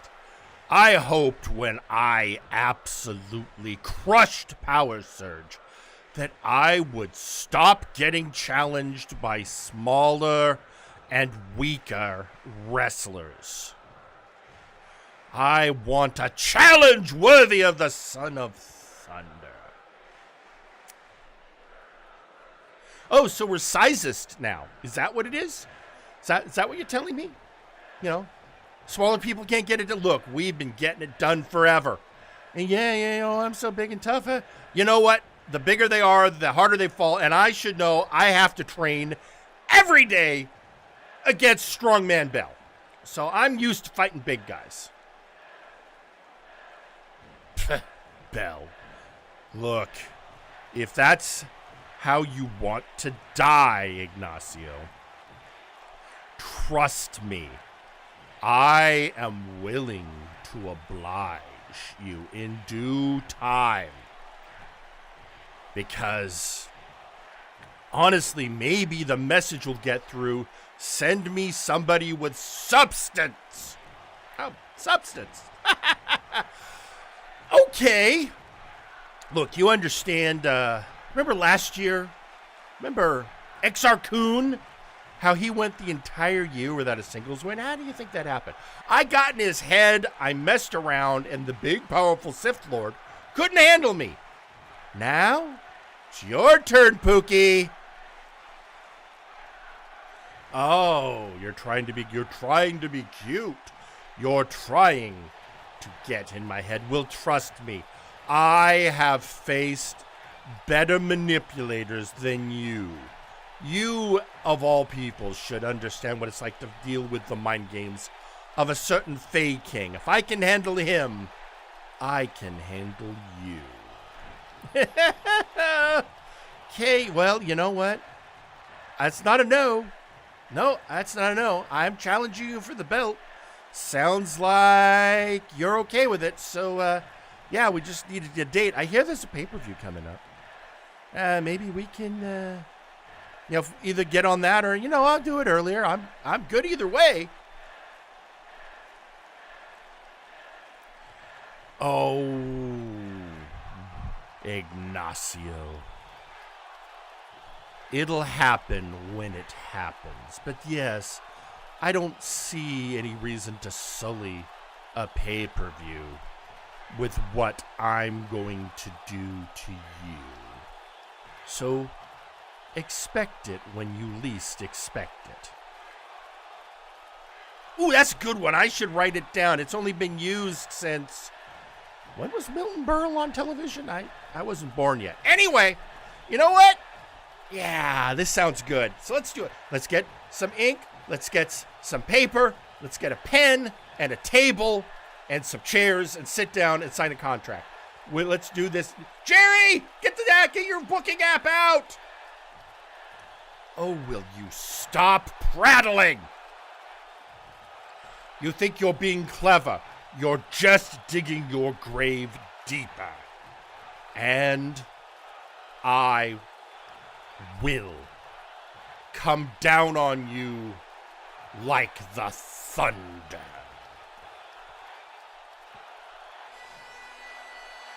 Well, folks, this is pure Ignacio. He sees something and he goes at it.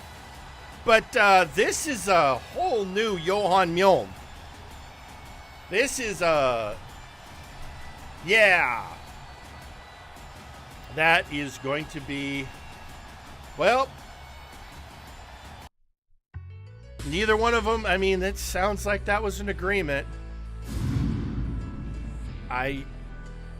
Good luck, Ignacio. So, right. Well, the only other thing I have, we do have a social media post before we head to our next match. This one comes from the Crimson Delinquent, Nakano Kirishima, saying, since everyone's dispensing wisdom or warnings tonight, here's my wisdom. You never know when you're going to need muscle. Hire the best. Hire the outlaws. I mean, you got to appreciate the hustle. And you got to appreciate what we saw earlier tonight, what we heard from Theron and what we saw from CJR. So, yeah, sure. No, that's great. I'll allow it. But, folks, our next match. So, of course, with all this focus on Meme and Malice Prime and his quest to get back at Sir Uncle Dunk for,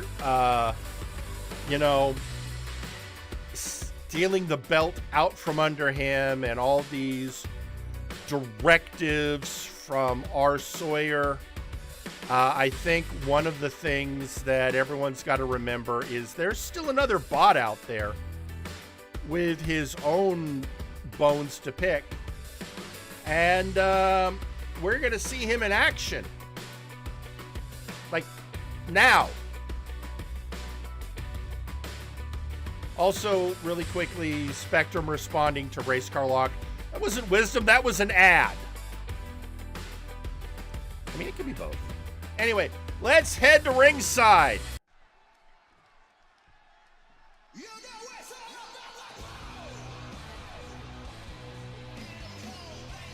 The following match is scheduled for one fall. Introducing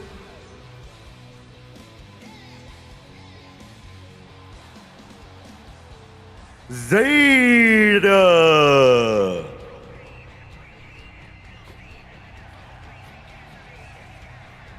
There he is, folks. The ace of MNW. Coming down facing a local talent. You know, the most frustrating thing about these local talent matches, Phyllis will not tell me their names.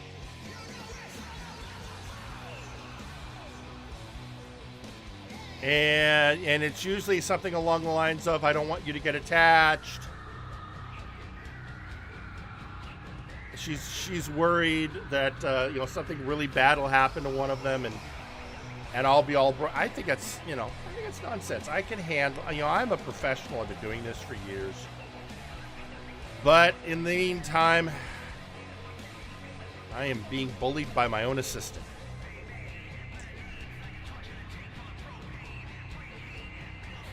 I knew I should have never gotten her that dropout subscription. Anyway, Zeta in the ring.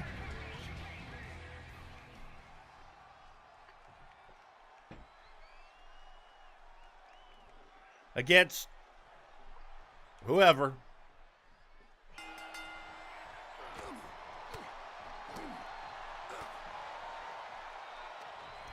Zeta coming in strong.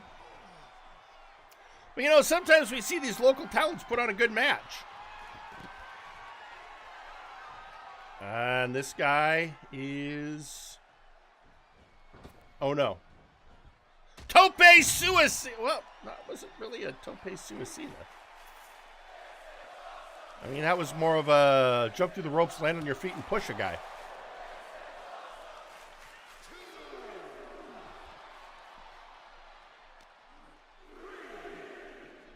Oh, hey, he's, military press. Oh, whoa, he's doing an Oni combo. He might owe Strongman Bell $5.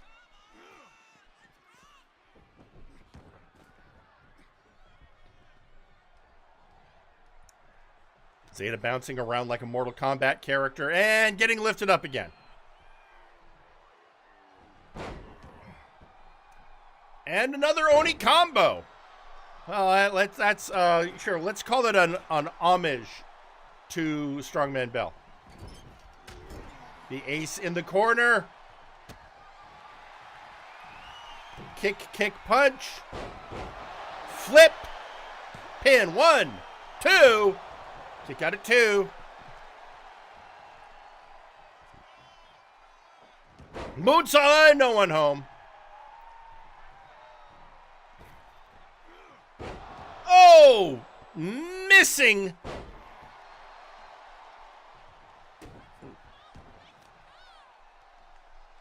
This guy's doing okay, or I'm trying to decide, is this guy doing okay, or is Zeta just not taking this one that seriously?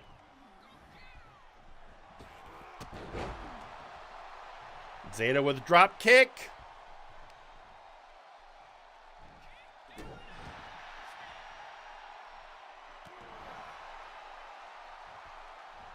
And bringing him up.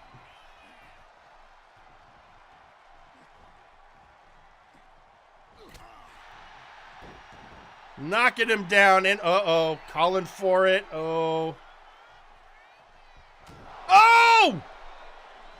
Going for that old genetic reset button. That's not the actual. Reset button. That's a whole different.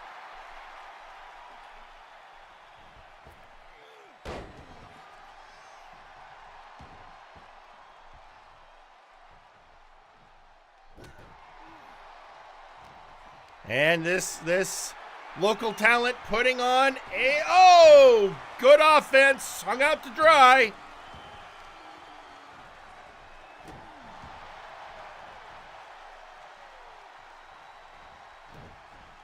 Oh, getting pushed away. Oh, and there you have it.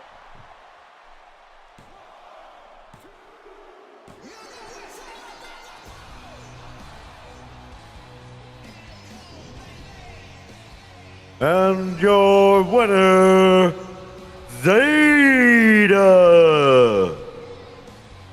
The ace with a win.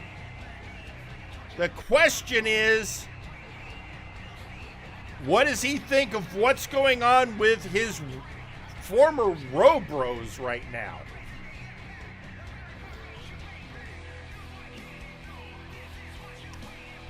But that's a question, I guess, for another night. And I'm getting a message from our firing line compatriot, Faye, who's saying, hey there, Multiverse. Hope you all had a great weekend. I have a question for you all. What wrestler from past decades would you love to see in their prime today? It's a shame when some of our legends go off the records and vanish. Though a little bird told me someone from the 80s is still around today. Really? I mean, I was mostly wrestling in the 90s. I wrestled a little my career started in the 80s. But my prime was in the 90s. So, I wonder who she's talking about, if it's somebody I know. Well, that's a question for some other night. Meanwhile, folks, it has been a great night, but it's come that time. We are at the end of our evening. We have one match, and oh boy, is it going to be a banger. And, oh God, no, Phyllis. What? Wait, hang on a second, Phyllis. What? Wait. Oh, no. Really?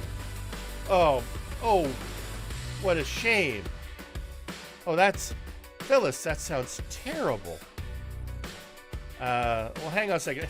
Look, before we get cameras, I got a social media post from Bastion Butler I got to look at. Where he say, oh, it's very happy. How about that? Phyllis, Bastion says Unkley is from the 80s, the 1880s. That's fortuitous, that post from Butler. Oh, the cameras are ready. Yeah, where's secure? Oh, this is terrible. This is terrible. Oh, the cameras are ready to go. Okay, let's get down there as we witness. Oh no, Sir Unkley Dunk has been attacked backstage by Malice Prime.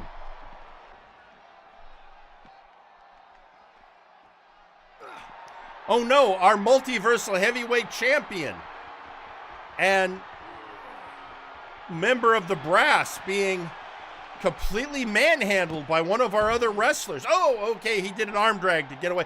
And he's running like a scolded dog. Just he is putting in some track and field to get away from Malice. And oh no, that's it. Wait, why is Malice stopping? What? Can we get the camera over and see what's it? Oh my God, that's Khan! What is the Nightmare Project? Oh, and he's going after Malice. Wait a minute, what is happening here?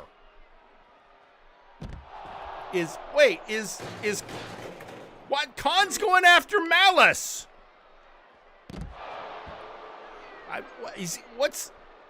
Is he protecting Unkley? If so, why?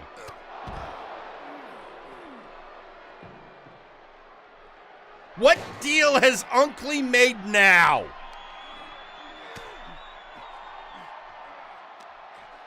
It's to our fight, folks. This is why I always take I don't bring my own car in. I have I always catch an Uber.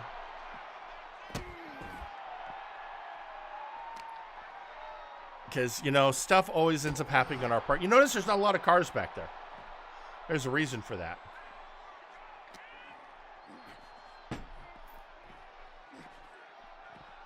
And Malice pulling Khan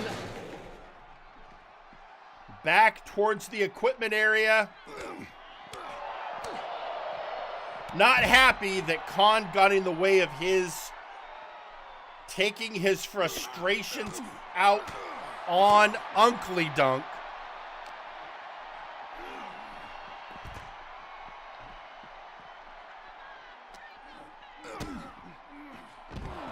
Oh! That was a vicious DDT by our resident rat ogre.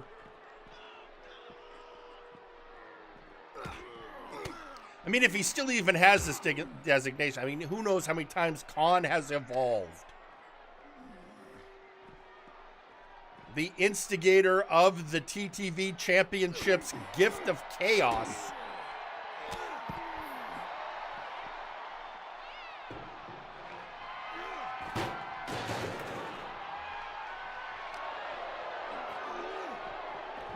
Oh, and just being thrown by Malice Prime. Oh, Malice is setting up. Oh! I think he might have been setting up for a good old-fashioned Mega Buster. Oh, instead he gets slammed down by the Nightmare Project.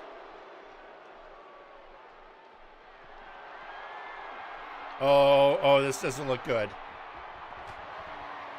He's got a grip on the neck unit of Malice Prime and slams him down. And is Malice able to get... Come on, Malice. I think Malice is not able to get back up.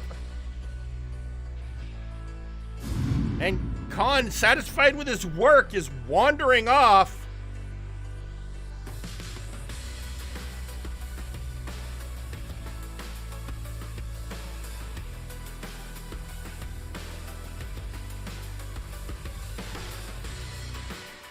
And with that, folks, well, that we'll try and figure out what's going on. Oh, and now we're getting a social media message from Khan saying, "Yes, MNW, I am also for hire. The Ebon Throne will send you an invoice soon, Uncle." Oh, well, I mean, that's not at all surprising. Okay, folks, well, we still have a match. We still have a main event we have to get to. And it is a championship match for the TTV belt and TJ the Mint Gable's first defense. We'll explain what that means as the event goes on, but folks, it is time. No more delays, no more waiting. In the words of my currently under performance review partner, Michael Montoya, it's time for your main event. Let's do this.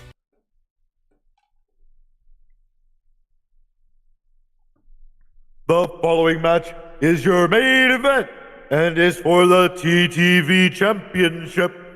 Introducing first,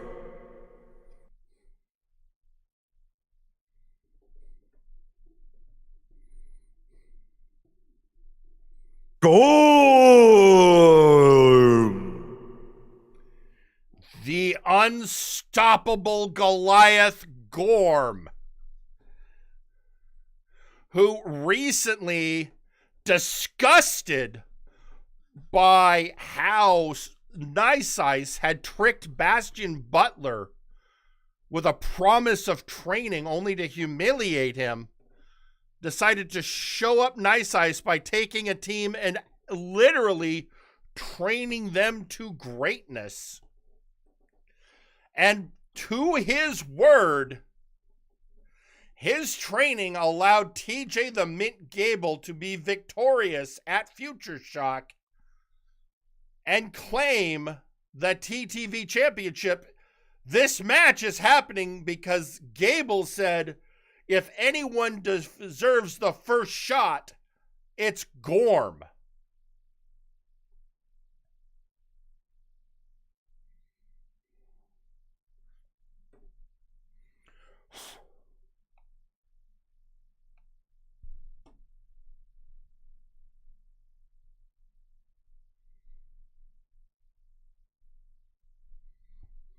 and introducing their opponent, they are the TTV champion, TJ the Mint Gable. TJ, the new holder of the Twitch TV Championship. And the quest for the gift of chaos begins anew. If Gable can successfully defend that belt 7 times, he will earn the right to relinquish the belt for a guaranteed multiversal heavyweight championship match. This belt becomes the true wild card because it's not a fake out like the big bank can be. It gets a scheduled match and you've got to earn your way up.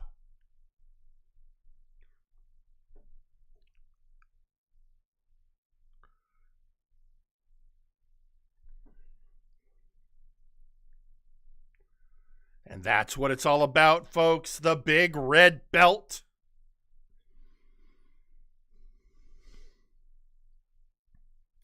And there he is, Gorm. The man, well, being who trained Gable. And there he is, the man that has earned his first singles title, his first taste of gold, and putting it online to the one who trained him, which shows he's not going for easy defenses. Which, considering what we heard earlier tonight, makes me think Necrom would approve.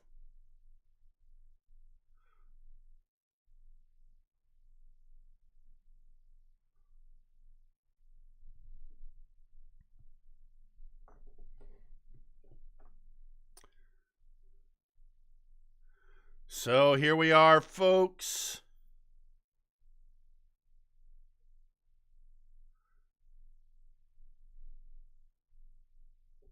And right off the bat, hung out to dry by Gorm.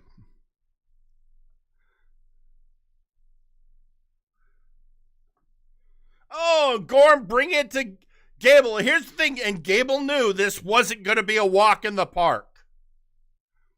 Gorm trained him, and now Gorm is going to make Gable earn a title defense or become the new TTV champion himself.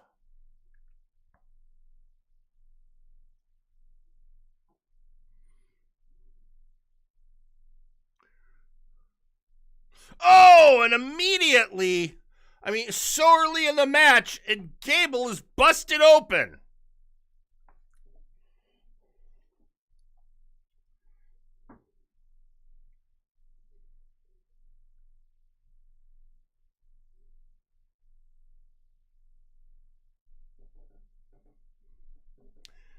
Oh, and down goes Gorm.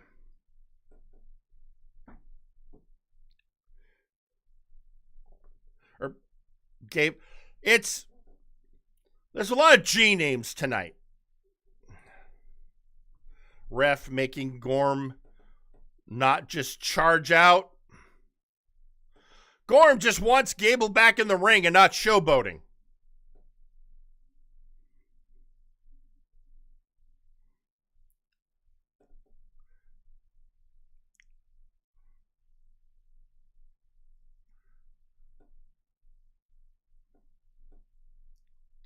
And a 1 count. We're off and running.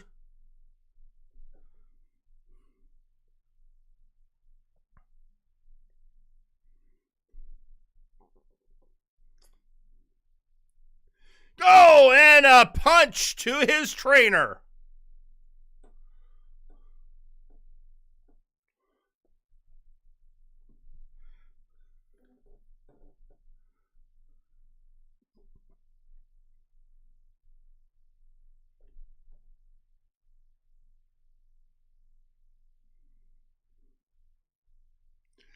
And, oh, knocking him down to the mats.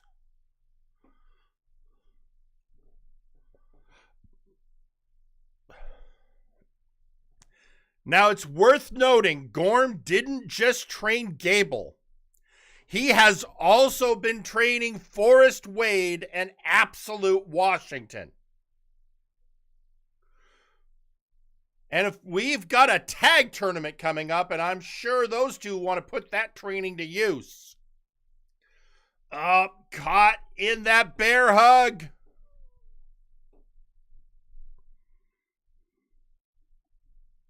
And Gable fighting his way out. Again, putting that training to good use and bringing the Goliath down.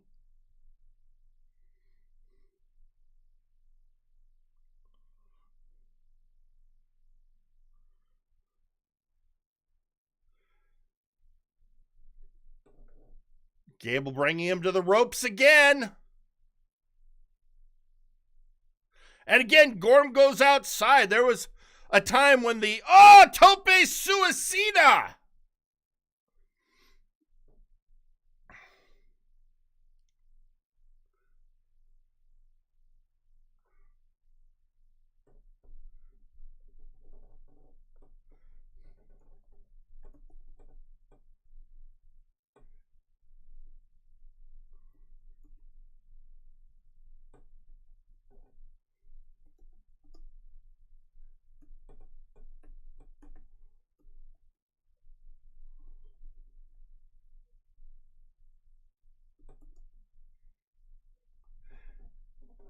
up to a 7 count, and here comes Gable.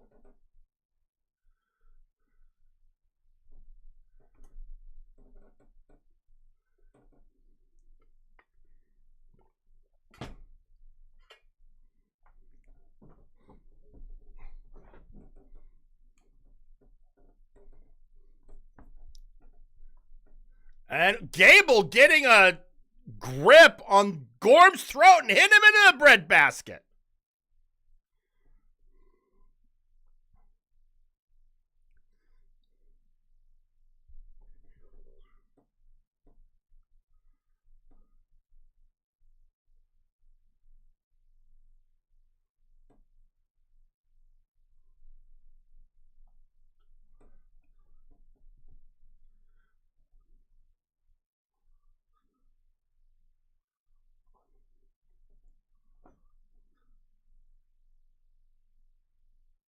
And bringing the big man down again.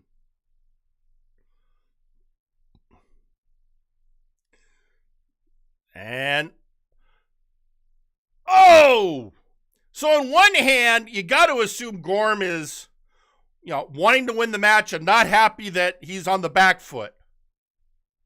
On the other hand, you have to assume as a trainer, he's very proud of his protege. That old proof that he did not waste his time in training Gable. On some level, you could almost think of this as a final test.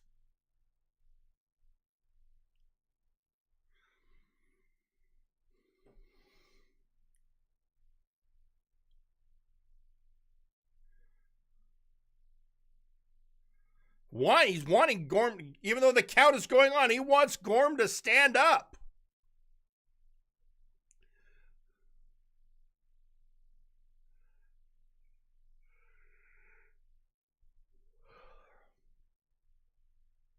Oh, and pushing him off.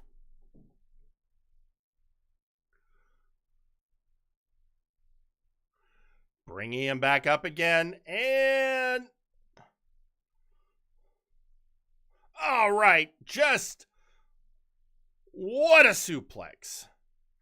And now, oh, scoop slam.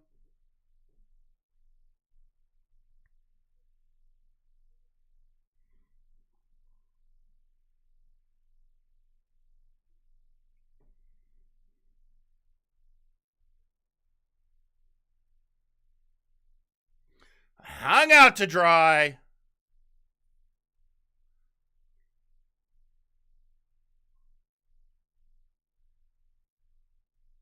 Oh, that could be it. 1, 2. Kick out at 2.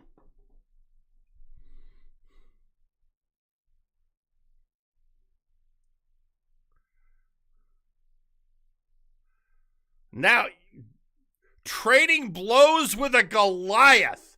I know Gable has a boxing background, but this is not what his training, well, normally his boxing training not, but it may be what his Gorm training prepared him for.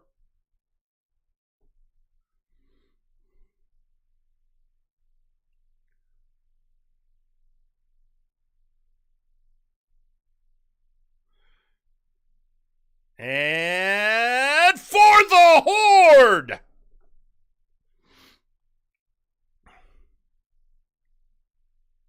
And a kick out! Gable kicked out of For the Horde!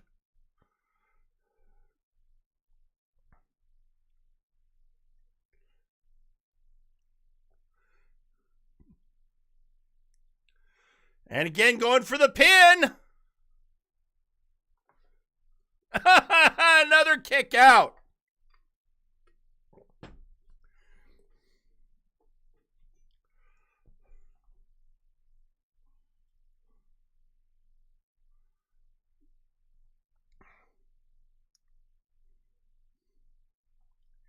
And Gable's going outside. Because Gorm was rolling out. Good ring awareness on Gable's part.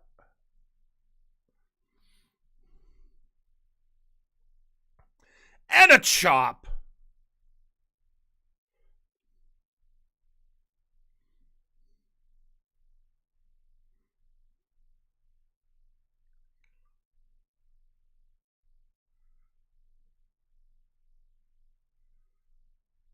And Gabe, ooh, this is... Did Gorm teach him Goliath rage techniques?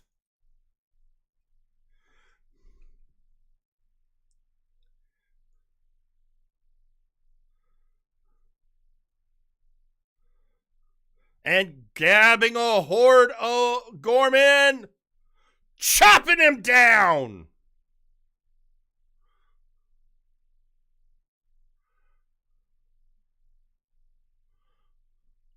Folks, you probably can't see at this angle.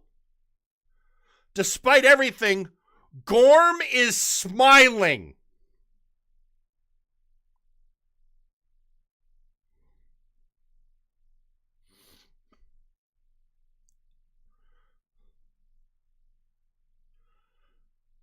Pushing Gable off. Not gonna make it easy on the champ. Oh, and there is the big boot. Oh, he's going for another for the horde, but Gable countered. Oh, he just knocked Gorm down.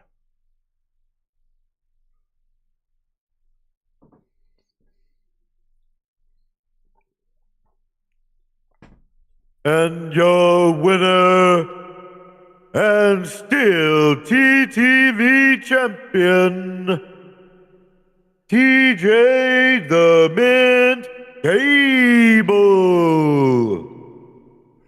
And outside the ring, Gorm nodding his head approvingly. The student has graduated. And the master is satisfied. And thus does Gable's reign begin.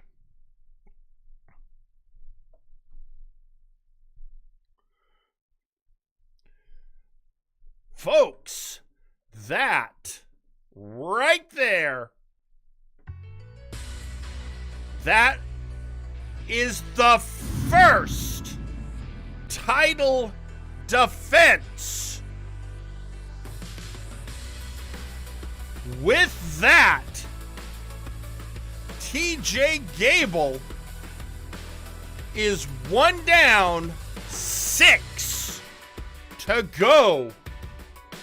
And if he gets all 7, he could challenge for the Multiversal Heavyweight Championship. And we see a post from Absolute Washington saying, "Good job, TJ." They have been swearing that this is the year of the units. And Gable is making that abundantly clear. Now the question is, can the rest of the team take advantage of the tag tournament and win tag gold? Could you imagine if all 3 members of the units, I'm sadly not counting Maximilian Thunderthighs after what happened at Breakdown. And there it is, and Gorm heading backstage looking proud. This, because it is in a way a victory for Gorm, because he has now proven he is the superior trainer. Well, folks, we could go on, but it has been a crazy night. But we are out of time. Thank you all for joining us, and I have been your host, Jerry Aldini. Good night.